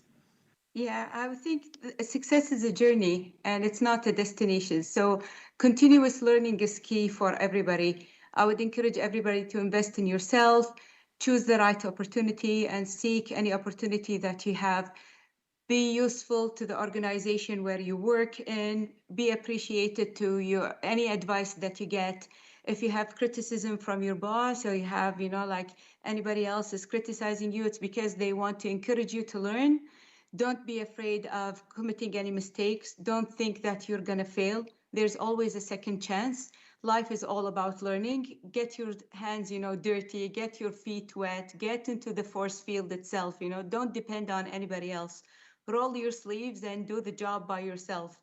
And it's not only Uridu or the bank or JAHEZ or INJAZ or anybody that depends on you. Actually, the country looks up to you. The whole future of the country relies on you and all the effort that you're going to put into the force field. And we all wait for the new generations. I'm going to retire after a while. Everybody here is going to retire. So we're looking to you guys. And whatever you build up as capabilities is going to be useful for the entire country. Great. Kathy? For me, I think it's very important that when you're starting out in your career that you really do research the organizations that you want and to establish where you want to apply to. So try and research their business culture. How do they interact internally? Ask for references. Often if you talk to recruiters, they will give you references about organizations and the type of culture, because what you're trying to do is find somewhere that's compatible for you, that will enable you to be successful and for you to enjoy your career. And not, different organizations operate in different ways. So I think it's really important that you research, you're interviewing the business as much as the business is interviewing you, because you want to make the right decision for you, to enable you to do all the things that the other presenters have said, which is learn, evolve, become agile, and have a great career. So I think it's really important you do that research up front. And don't be afraid to ask.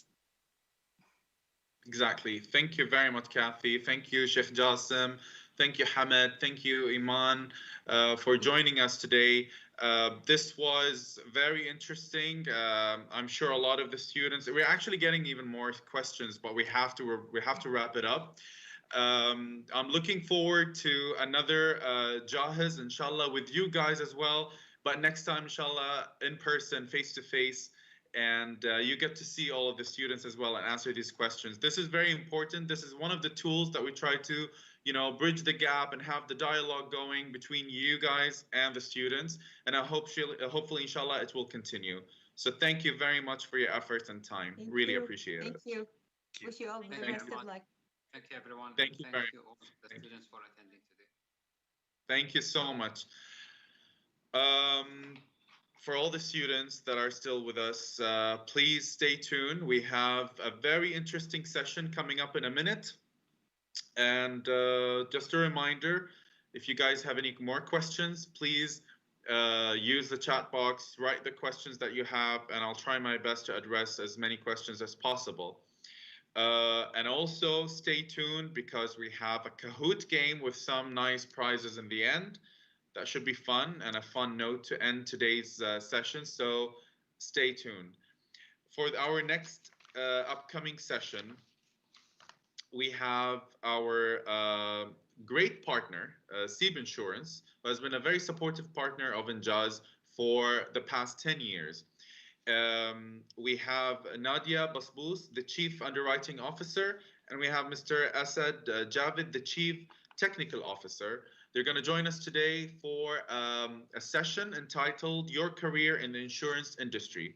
The reason why we chose this topic is because we get a lot of questions, misconceptions, and misinformation about the insurance industry.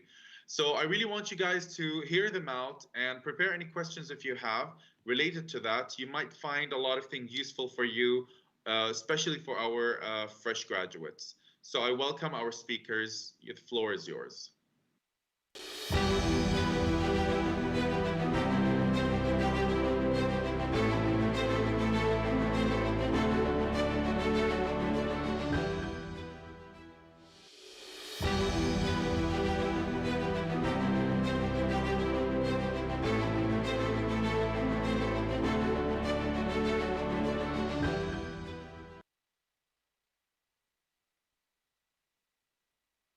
Hello, Imad. Hello, everyone. I am Nadia Basbous. I'm the Chief Underwriting Officer at SEEB Insurance. So today I'm going to present along with my colleague Asad Javid, as Imad has presented us earlier. I'm going to start with a quick introduction about what is insurance for you to know, because as fresh graduates, you need to know the industry to see if you have an inclination towards insurance in the future or not. And after that, what is insurance? The contribution of insurance to the economy, and why should I work in insurance? First of all, I would like to introduce SEEB. SEEB is a Qatari insurance company who has been established in Qatar in 2009, and which is authorized by the Qatar Financial Center. We offer all lines of business. As for myself, I can hear the. Okay.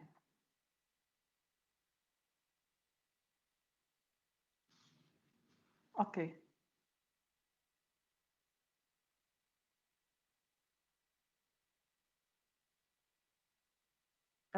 Okay, great. So I have been in the insurance for more than 20 years. So far, insurance for you, the fresh graduates, is a very interesting field. You have to be passionate about it, and anyways, you have to be passionate about everything, every field you look forward to join in the future. If there's no passion, there's no success. So very quickly about insurance. So what is insurance? Insurance, as you might know, and I will simplify it, is a contract between the insurance company and the insured members, who might be institutions or individuals, whereby the person pays a certain amount of money in order to get insurance in case of any accident, or in case of any liability that might happen to his business. How insurance works? So how insurance works? So if you can see here in the graphs, the insurance, mainly the role of insurance is to protect individuals from any financial distress in case, for example, of a fire of their house, or in case of sickness. So today, what is the difference between insurance and not insurance? If you don't have any insurance and you have any accident, you have to pay for the damage that occurred your house, or to if you have any health condition or surgery that needs to be done. Whereby, when you go for insurance, the insurance company will pay on your behalf in case of accident or any other risk that you might face. So insurance works on pooling basis, as you can see here. We pool the contributions and the premiums of all the members that come in. And in case of claim, we take from this pool and we cover the accidents or the risks. So, so definitely in this instance, the insurance, the company who is buying insurance or the member who is buying insurance doesn't have to face any, he doesn't have to worry about his future or to put a buffer on the side in order to cover any potential claim that might happen in the future or any potential accident. So we have different types of insurance. As you know, we are an insurance company that sells all lines of business. What is all lines? We sell health insurance, home insurance, life insurance, auto insurance, accident insurance, travel insurance. So insurance is something very wide, and it covers a spectrum of risks that, and every day with the advancement of technology and with the advancement of new things coming in. So insurance is a field that progresses along with the industry, along with the progress in technology, etc. So it's not limited to what I'm showing you now. Okay. However, these are the main ones that people know or know about. Okay. So what is the role of insurance in the economy? As I mentioned earlier, it offers protection for consumers, so you don't have to save a certain amount in order to keep a buffer for a future risk. No, with this you have financial security, and you can avoid. There are instances where people face bankruptcy if they have to surrender a big damage. So it offers financial protection for the consumers. Insurance companies also help businesses and companies mitigate the risk and protect their employees. As I mentioned already, in order for the companies today, instead of putting a big amount in the bank in order to make sure that, God forbid, an employee dies and they have to pay for his family, or an employee is sick, or there is a damage or a fire in the business locations. So now they just have to buy insurance, and the money that they have, they can invest it in growing their business and paying their employees, etc., etc. And so it helps in growing the business. In addition to protecting the individuals and the companies, insurance companies as well, they help in financing the economy.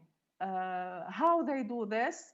Because today insurance companies are financial institutions that make profits, and they are done and built to make profits, and they have investments into the economy. They can go into real estate, into financing construction, buying bonds or stocks, etc.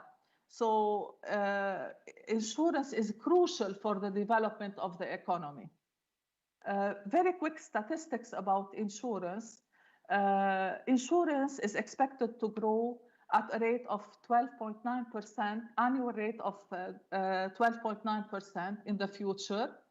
Qatar today, the amount of premiums or insurance premiums within the Qatari market are around 15.5 billion Qatari riyals. The share of Qatar, comparing to other to the Gulf, is 12%. So the insurance business in the of Qatar constitutes 12% of the Qatar of the GCC business. What is the insurance penetration? Is the insurance premiums that companies collect from the policyholders or from the members, divided by the gross domestic product. So in Qatar, we call it penetration rate. So the penetration rate in Qatar is 1.6%, comparing to a global average of 6%. So this means that insurance as a sector has a great potential, and it is something that is going to develop and more in the future in Qatar. So we expect a growth in insurance. Today, Qatar has 17 insurance companies. Why should I go for insurance? Why should I choose as a fresh graduate an insurance career? As I mentioned earlier, insurance is very important, and everyone needs insurance in the country, from businesses to individuals. So there are few people who don't have insurance. So insurance is essential. It's there, it's needed, and it's going to stay in the future. Another factor, why should I go, or what is interesting about insurance and why should I choose a career in insurance, is that when you go into insurance, you continue learning forever. Insurance is a developing industry. You can grow within the company, and not only within your company. You grow as well. You have new products coming in because of the new demands that occur in the market. So everything is growing. It's a moving industry. In addition to this, definitely you will have job security. So as long as people need medical insurance, as long as you need a car insurance, as long as you need to insure your house against fire, insurance will always exist, even during recessions. And when the economy is not doing well, insurance will stay there and will be running, and it will be the least affected, because it's something that it's an essential for a lot of members and peoples and companies in the society. So, and finally, why should you go for insurance? Because as mentioned earlier, insurance protects people, protects companies, protects the economy. So it's a part of giving back to the community by joining insurance. This is my final word before I pass the platform to my colleague Asad. Asad now is going to go more into what are the different specialization that are needed in insurance. So I will leave the room for Asad, and we'll see you later in the questions and answers. Thank you.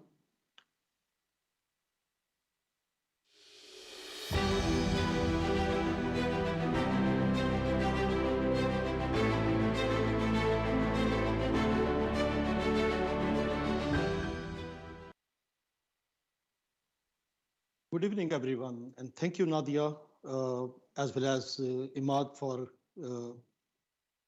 giving us an opportunity to be on this platform.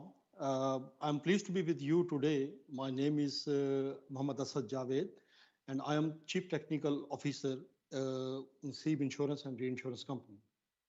Now, I have been in this industry for more than 30 years, and here you have heard about a lot of job opportunities and how to enter to the organizations or to different fields.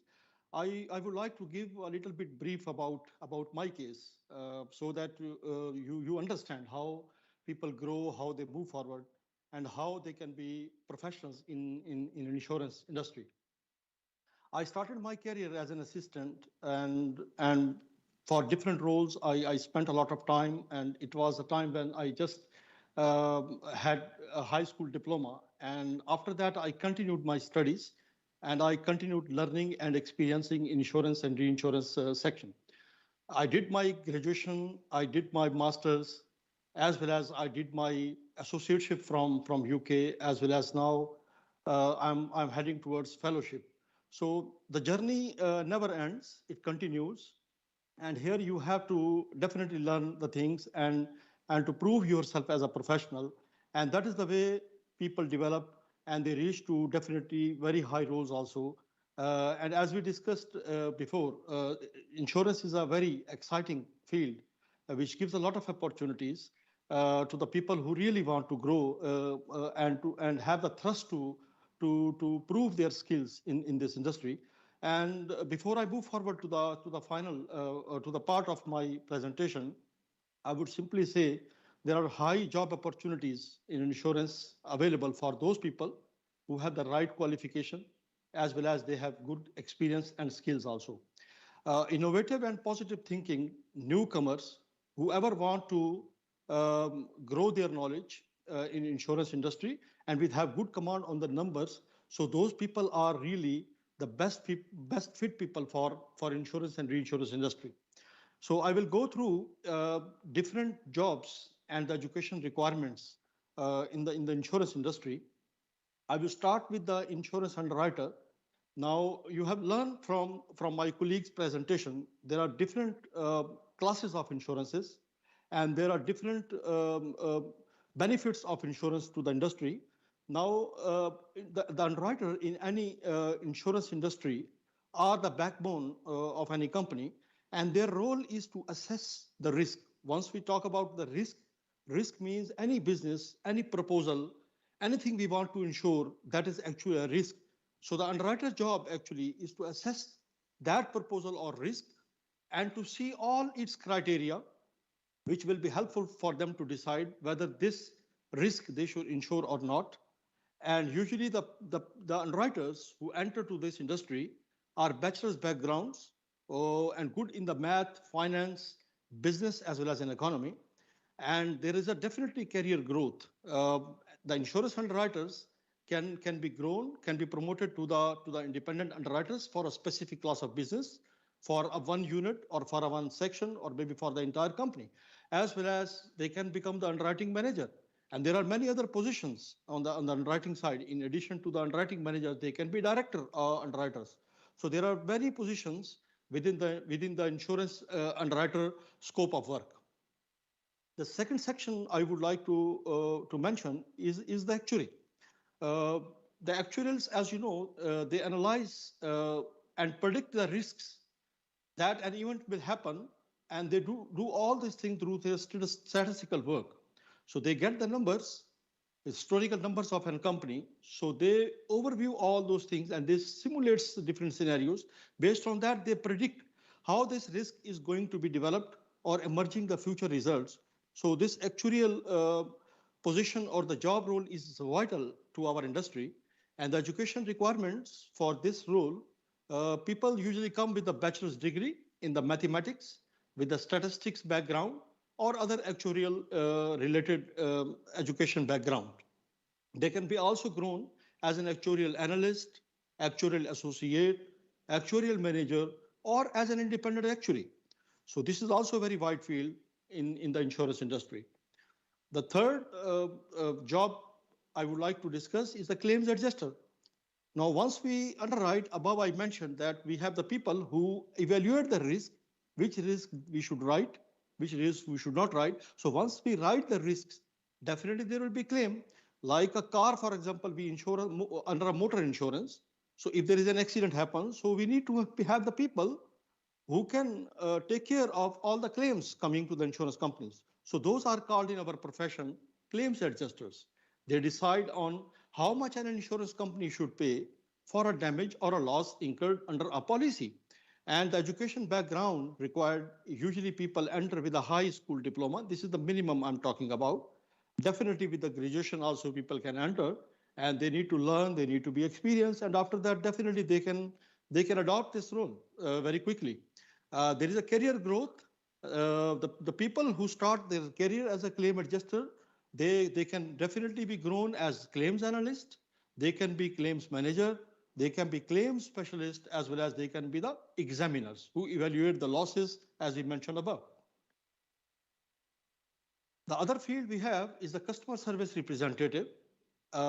Here, the people who work as a customer service representative, they help the customers, the insurance customers, with different questions and answers which the customers want to clarify about the policies they bought from the insurance companies.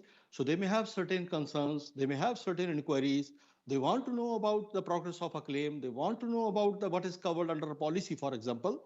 So they usually approach to the customer service representatives who are very well experienced and they are very well adopted to respond back to the customers to fulfill their requirements up to their satisfactory level. And the education requirements usually is a high school diploma. And there are definitely career growth for this sector as well. The customer service representative can be developed as a customer service associate, as well as customer service representative and customer service managers who can hold a unit, who can develop a unit, who can run a unit by their own with a multiple of different peoples. And this is very challenging job as well because they have to satisfy the customers up to best of interest of the company. The next role we have is the insurance sales agent. As you know, salespeople are again the backbone of any company in any sector. Also, sales agent they add good value to any organization. So here also in insurance, the people who works as an insurance agent, their role is to bring new clients for the insurance companies. And usually the people starting for those roles are also the high school diploma. So here the relationship also important because people who brings those clients, they must have good relationship with the customers as well as they must have a knowledge of different people who can add again as benefit to the insurance industry. So relationship is the important thing, and people again can grow here like other departments. So they can be sales agents, they can become sales manager, and they can also become the risk consultant. Insurance broker is the next profession in the insurance industry, and their main role is to arrange the deals between their clients and the insurance companies, and they also advise to their clients what is the most appropriate policy cover for their clients. So they have a very important role also. They take good options from the insurance companies and they evaluate those options and they present the best possible option which best fit to their customers with their recommendations. And their education requirement usually people coming with a bachelor's degree, having background in the math, finance, economics, as well as the business, they are the good potential candidates for this role. And there is a career growth for this profession as well. And they can also progress into the management. They can move to other departments like underwriting or compliance, account handling, and as well as they can become the claims broking as well as the business development. So insurance broking is also a vital role which is considered under the insurance industry. There is a finance and accounting, like again in any field, the finance and accountings are also required. And insurance also, the finance and accounting people, they handle the financial planning as well as the management tasks of the company. They are heavily involved in the accounting as well as the financial matters of the company. People with a bachelor's degree in the math, finance, business or economics are the more potential candidates for this role. And there is a career growth advancement for this profession as well. As the people joining in the finance and accounting can become an accountant, can become financial analyst, and they can grow up to the CFO of the company. Compliance is becoming more and more vital in any industry, and certain regulators, they need some stipulations for any organizations to take care of it. So likewise, insurance industry also need to have the compliance team within their organization who takes care that the company is functioning within the legal framework as well as the ethical manners while meeting with its business objectives. So compliance people are also vital and they have also main role to make sure that the companies, while they are doing their business, are abiding by the regulations of the country or the industry. And they, as an education background, they are also bachelor's degree in law, in finance, as well as in the business management. As a career advancement, compliance team members can grow as a compliance officer, as well as a compliance manager of a company. Internal audit is another sector within the insurance industry, whose role is to evaluate the information security, and the risks exposures of the company. So they really undergo into the operations of any company, and they want to make sure that operations are well done as per the policies and procedures of the company. So they have also the main role. And the people joining in the internal audit team are usually the degrees, bachelor degrees with the math, with the finance, business, or economics. And they can also grow as an audit specialist. They can be internal auditors as well as the audit managers and risk manager. These are majority of the professions I mentioned, although there are many other departments which can also be added, like IT. IT professions can also be well required in insurance industries, as well as there are many others. But these are the major professions which we have discussed. Although my colleague have already talked about why to choose the insurance profession, but I will also tell you there are certain other things. There are wide range of jobs which are as per the skill. So whatever the skill you have, so there are different range of the jobs available in the insurance industries, which also enables the candidates to come and to join this profession. The other thing, there is a diversification. Insurance, here we are talking about the diversification, because while engaging and working in the insurance industry, we are communicating and collaborating with different people. So in other words, we are very well diversified, which makes this role very challenging, very demanding, and very exciting. And there is a teamwork required in the insurance industry, which of course enables the people to work with the teams, to learn new skills, as well as to inspire others and being inspired from the others as well. And insurance, as we've seen, that it's a challenging. It is giving day-to-day new challenges every day. So the work is not boring. So we are not doing the same job every day. We encounter with different type of the risk, with different type of the industries, with different type of the insurances. Each risk is a different from the other. So the work is not boring. We see new opportunities. We see new challenges, which keeps the momentum to continue. And insurance, moreover, is a worldwide. Insurance is not restricted to only Qatar, only not to GCC or to Middle East. It's worldwide. So wherever you move, wherever you go, so insurance is there, because this is also one of the basic requirements in any country. As well as education-wise, the insurance also gives you a opportunity to learn more, to educate more yourself, and to grow as you get the experience, so you enhance more. So here, as part of the education, I will also like to introduce some of the insurance qualifications, which insurance professions they have. So by learning and by experiencing, as well as by getting new skills, they also continue with their education. So here are some of the well-known educations in the insurance industry, where I would say the certificate in insurance, diploma in insurance, advanced diploma in insurance, the fellowship, which is the highest qualification in insurance, and the Chartered Property Casualty Underwriters, CPCU, associateship in the risk management, ARM, as well as the CILA and FACILA. There are many qualifications and different prestigious insurance qualifications. Majority of them are from UK, from USA, from New Zealand, from Australia, from different countries. So you can continue your education by experiencing, by learning different skills, by having experience in insurance. It is not only what you have achieved as an education. No, you have still the opportunity to grow your career. As much as you get the knowledge, as much as you get the qualifications, so the sky is the limit. So you can grow as much as you have the potential to grow. So insurance industry is really a very challenging, very exciting industry, which gives an opportunity to people to come and to provide their experience and as well as to learn more, and then to grow as much as in their hands. So these are the insurance qualifications. I move to my last slide now. Who can be the potential employers? So far we have discussed about insurance and how it works, the insurance, what are the benefits, what are the professions. So now the people should be thinking about how to join and who will be the potential employers in Qatar or anywhere. So here the main employers are the insurance and reinsurance companies. And at the same time, we have the insurance, reinsurance brokers also in the markets. We have specialist consultants like actuarial firms, we have the loss adjusting companies, we have the risk management companies who also employ the insurance developing people.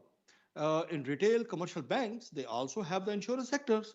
So people can also join as an insurance background within those sectors to add their value as well as to handle the operations. Audit firms also need insurance background people so that to provide services to their insurance industry related customers. As well as the corporate firms such as the industrial, commercial, hospitals, and so on, they have their own insurance units. So people also join over there. So in simple words, there are many options available. Wherever you go, there is a requirement for the insurance, not only in the insurance and reinsurance companies, but also in different walks of the organizations who also employ, as well as they establish the departments, because insurance is a necessity which they encounter and they need it. So based on that, definitely they need the people. And there is a lot of opportunities again for the people who have really good qualification, who have the good skills, and they really want to come and to join insurance industry. So there is a lot of potential, and as well as a lot of job opportunities available within the insurance industry. So this is all in all, I would say, from my side. And if you have any question answer sessions, we would be happy to answer back to your queries.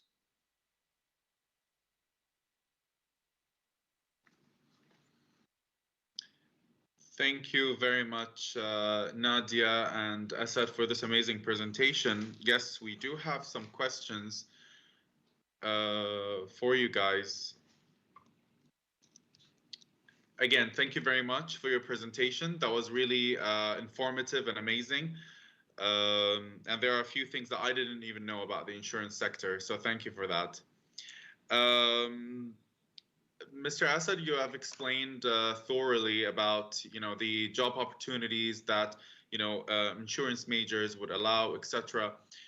But looking at the situation now, specifically in Qatar, how attractive is the insurance sector for graduates and fresh graduates?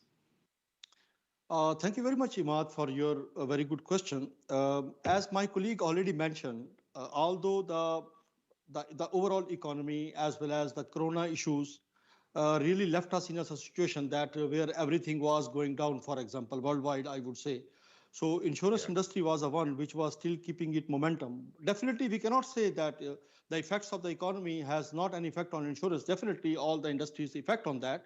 But it keeps the momentum continue. As well as, there are opportunities definitely in insurance because as the economy grows, as well as the insurance industry, they need more people. As well as the more people they retire, they need the fresh people to enter into the industry. So there are opportunities. And as well as we have seen, the penetration to the insurance in Qatar is very low. It is 1.6% as comparing with the worldwide, which is 6 to 7%. So in that case, I would say the penetration to the insurance industry in Qatar is very high. So still, there are a lot of growth we expect as much as the economy grows. And with this one, definitely the insurance industries need more and more people, as well as for the fresh graduates. They have the good opportunities to learn the insurance. They can enter, and by experience, they can grow their knowledge, and they can also grow their skills and qualification. At the same time, if they want to jump into the qualifications, to learn and to have academically sound for the qualifications. So with both prospects having the graduate degree as well as with the insurance qualification, they can also enter to the industry and they can add value to the organizations here. Right. Nadia, I have a question for you. It just popped in my head, actually, before I get into the student's question. Because whenever we talk about insurance sector and, not just in Qatar, in different countries, you just feel like it's, correct me if I'm wrong, predominantly male oriented. And it's very interesting that, we have a female representation and a chief underwriting officer in a company here in Qatar. So my question for you is this a misconception, what I have just stated? And also, can you just share with us a little bit of how did you end up in insurance?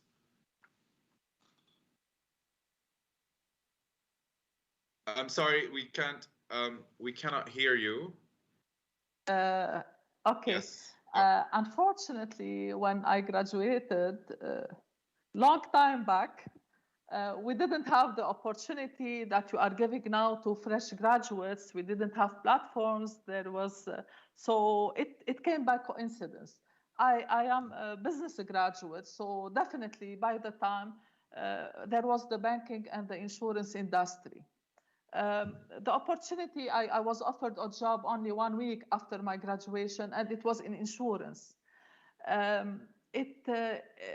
I fell in love with insurance from day one because, you know, it goes with my analytical skills and it's a growing field. And every day after more than 20 years in the industry, every day, believe me, I learn new things. It's something that attracts you. Insurance attracts you. You have the opportunity to grow every day and to grow your business every day. And the more you grow your company and you give to your company, the more you feel the self-satisfaction. Regarding ladies or women in insurance, maybe the mindset is more into people, for both males and females, they prefer the banking sector, maybe because they are misinformed or not exposed to insurance. So our role, like today, is to highlight about insurance, because the latest statistics say that only 4% of millennials know about insurance or are interested in an insurance job. I would like to say no, the field is open for women. You can succeed, you can grow the ladder. You just have to love what you are doing. And something that might be interesting for the new generation or who is listening to me now is that insurance is a highly paid job. So definitely, comparing to other industries, it's one of the most highly paid jobs. So this is what I have to say. And I hope that today's session will assist and attract more people, especially in Qatar, because we need more and more people to join and assist us so that we have a new blood in the industry. Thank you. Great, thank you very much for that. You did touch a little bit on, you know, the COVID situation, and I don't know if you guys have seen the previous panel. We talked a little bit about, you know, COVID impact on certain industries, and, you know, the reskilling and upskilling that is needed in certain industries, especially because of COVID, and some called COVID, you know, a blessing in disguise because of that. So for the insurance sector, the impact of COVID, did that also lead into investing more in digital technologies? Definitely, with all industries, insurance is also not away from that momentum or that situation. So yeah. Insurance industry, usually we have a lot of digitalization going on. If you look into overall the insurance spectrum, it is going to be changed every day with the new products online, with the new digital distribution channels, with the new requirements, and as well as the more focus on the internet and the e-commerce side. Definitely insurance is also a sector which is going more towards the digitalization, and the future is digitalization, definitely. You talk about retail insurance, you talk about corporate insurance, you talk about broking business or whatsoever. So this is all mainly heavily involving and relying on the digital scope. And insurance sector itself is investing a lot, definitely, on developing its infrastructure and going towards more digitalization, as well as in the COVID situation. I think the insurance industry, and particularly I talk from a CEIF's perspective, that within a very limited time, we were all ready to work from home.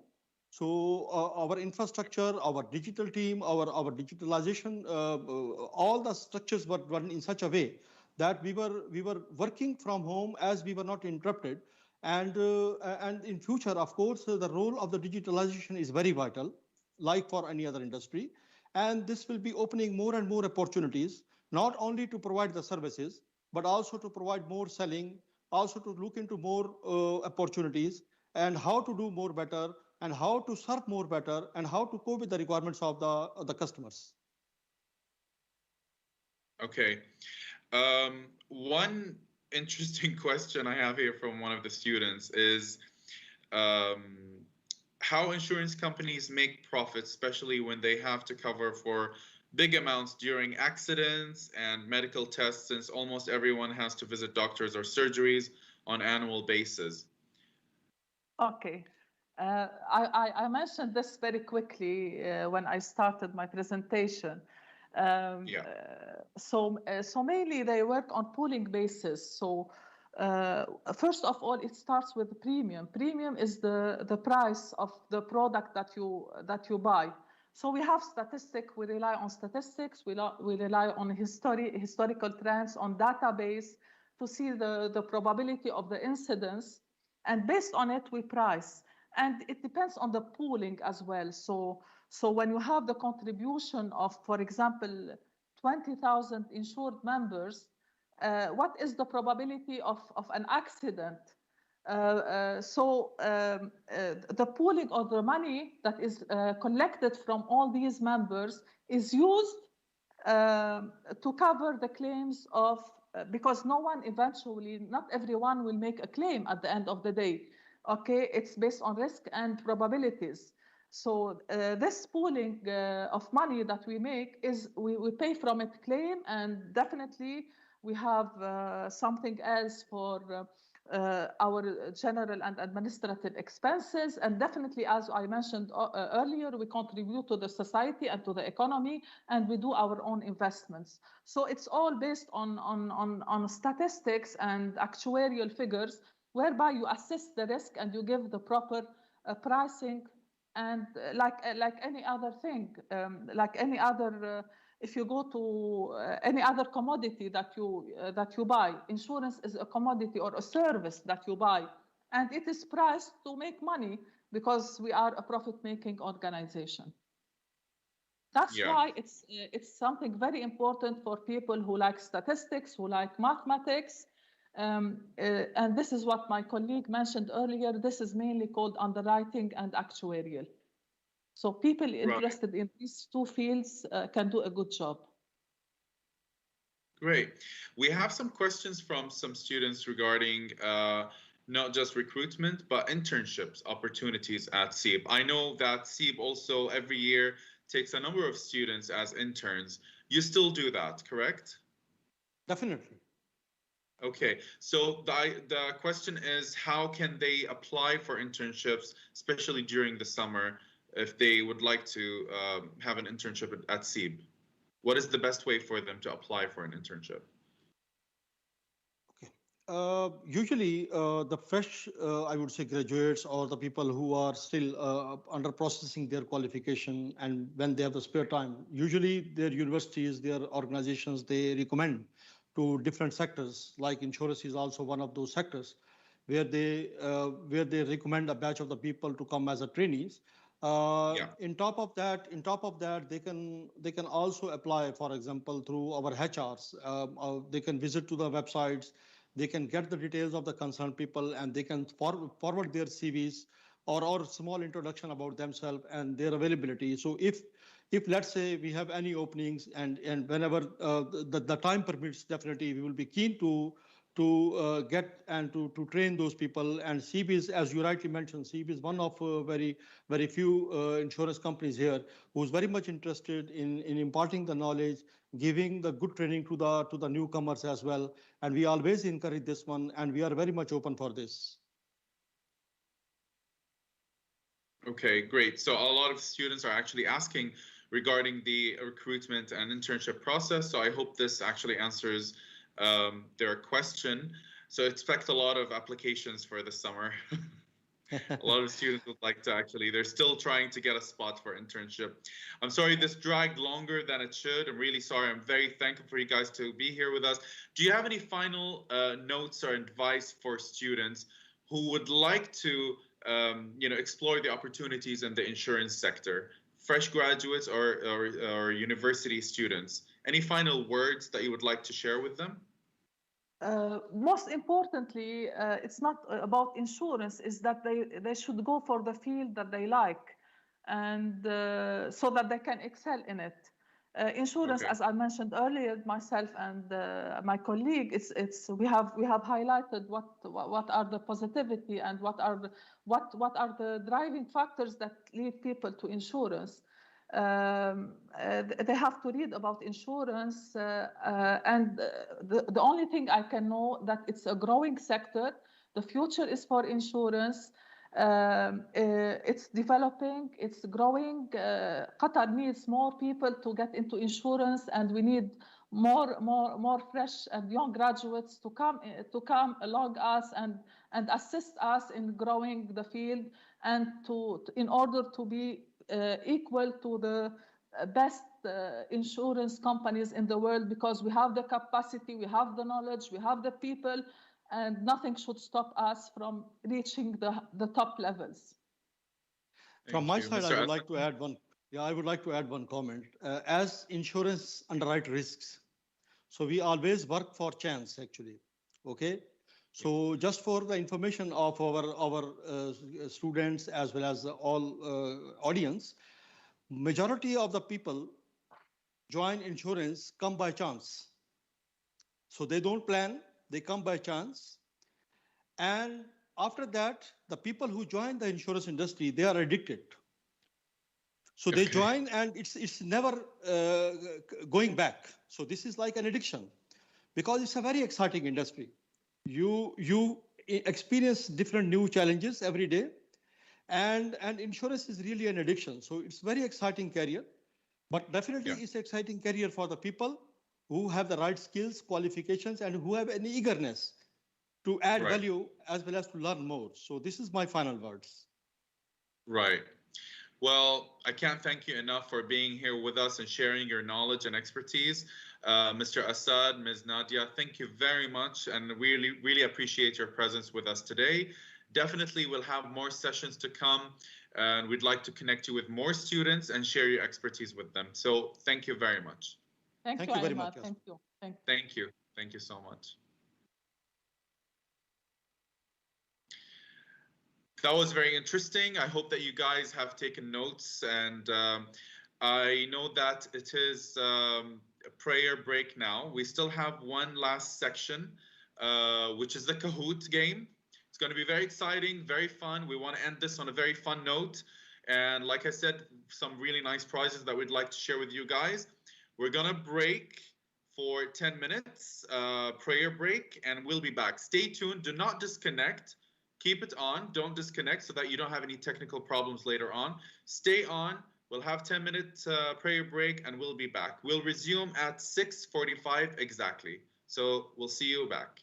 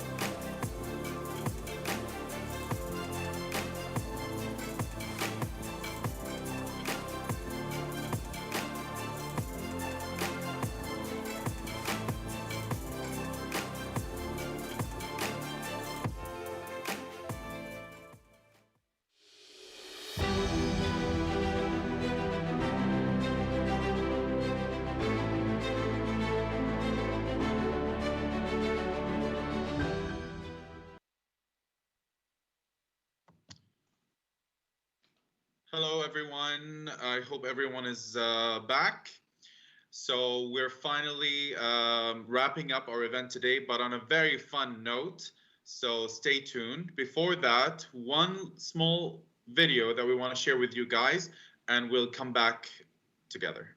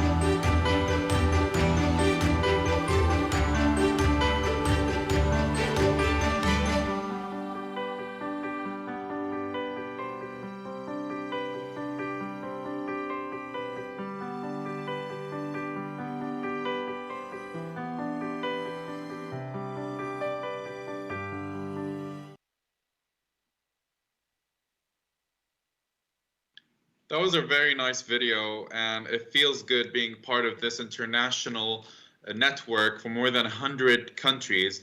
And I want to remind you guys that INJAZ Qatar is a member of JA, Junior Achievement, and it was really nice looking at the Pearl and INJAZ Qatar flying by. That was really nice. Okay, so the moment is here. I would like to introduce my colleague, Leila Lawson. She's the program manager at INJAZ Qatar, and she's going to take you guys through the whole game. Leila, all is yours.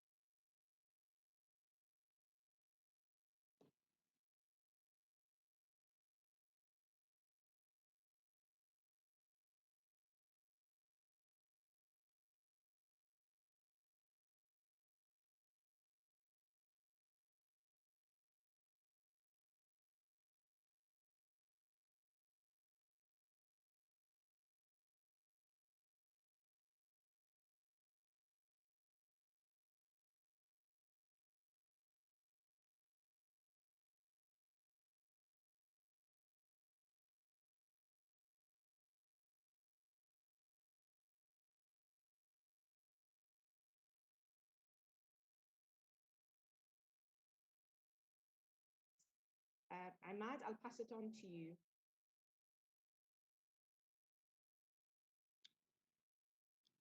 Thank you, Layla.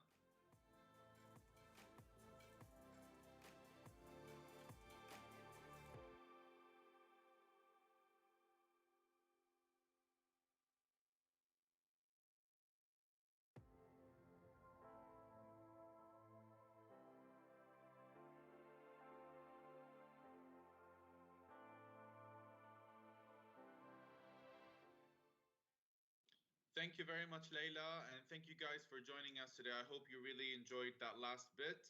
But more importantly, I hope that you enjoyed the sessions and the speakers that we brought in today with us. Many thanks to, again, the companies that we're partnering up with for JAHEZ 2021, Ooredoo, Commercial Bank, Al Jada Group, LinkedIn, and SEEB Insurance and Reinsurance. Thank you so much.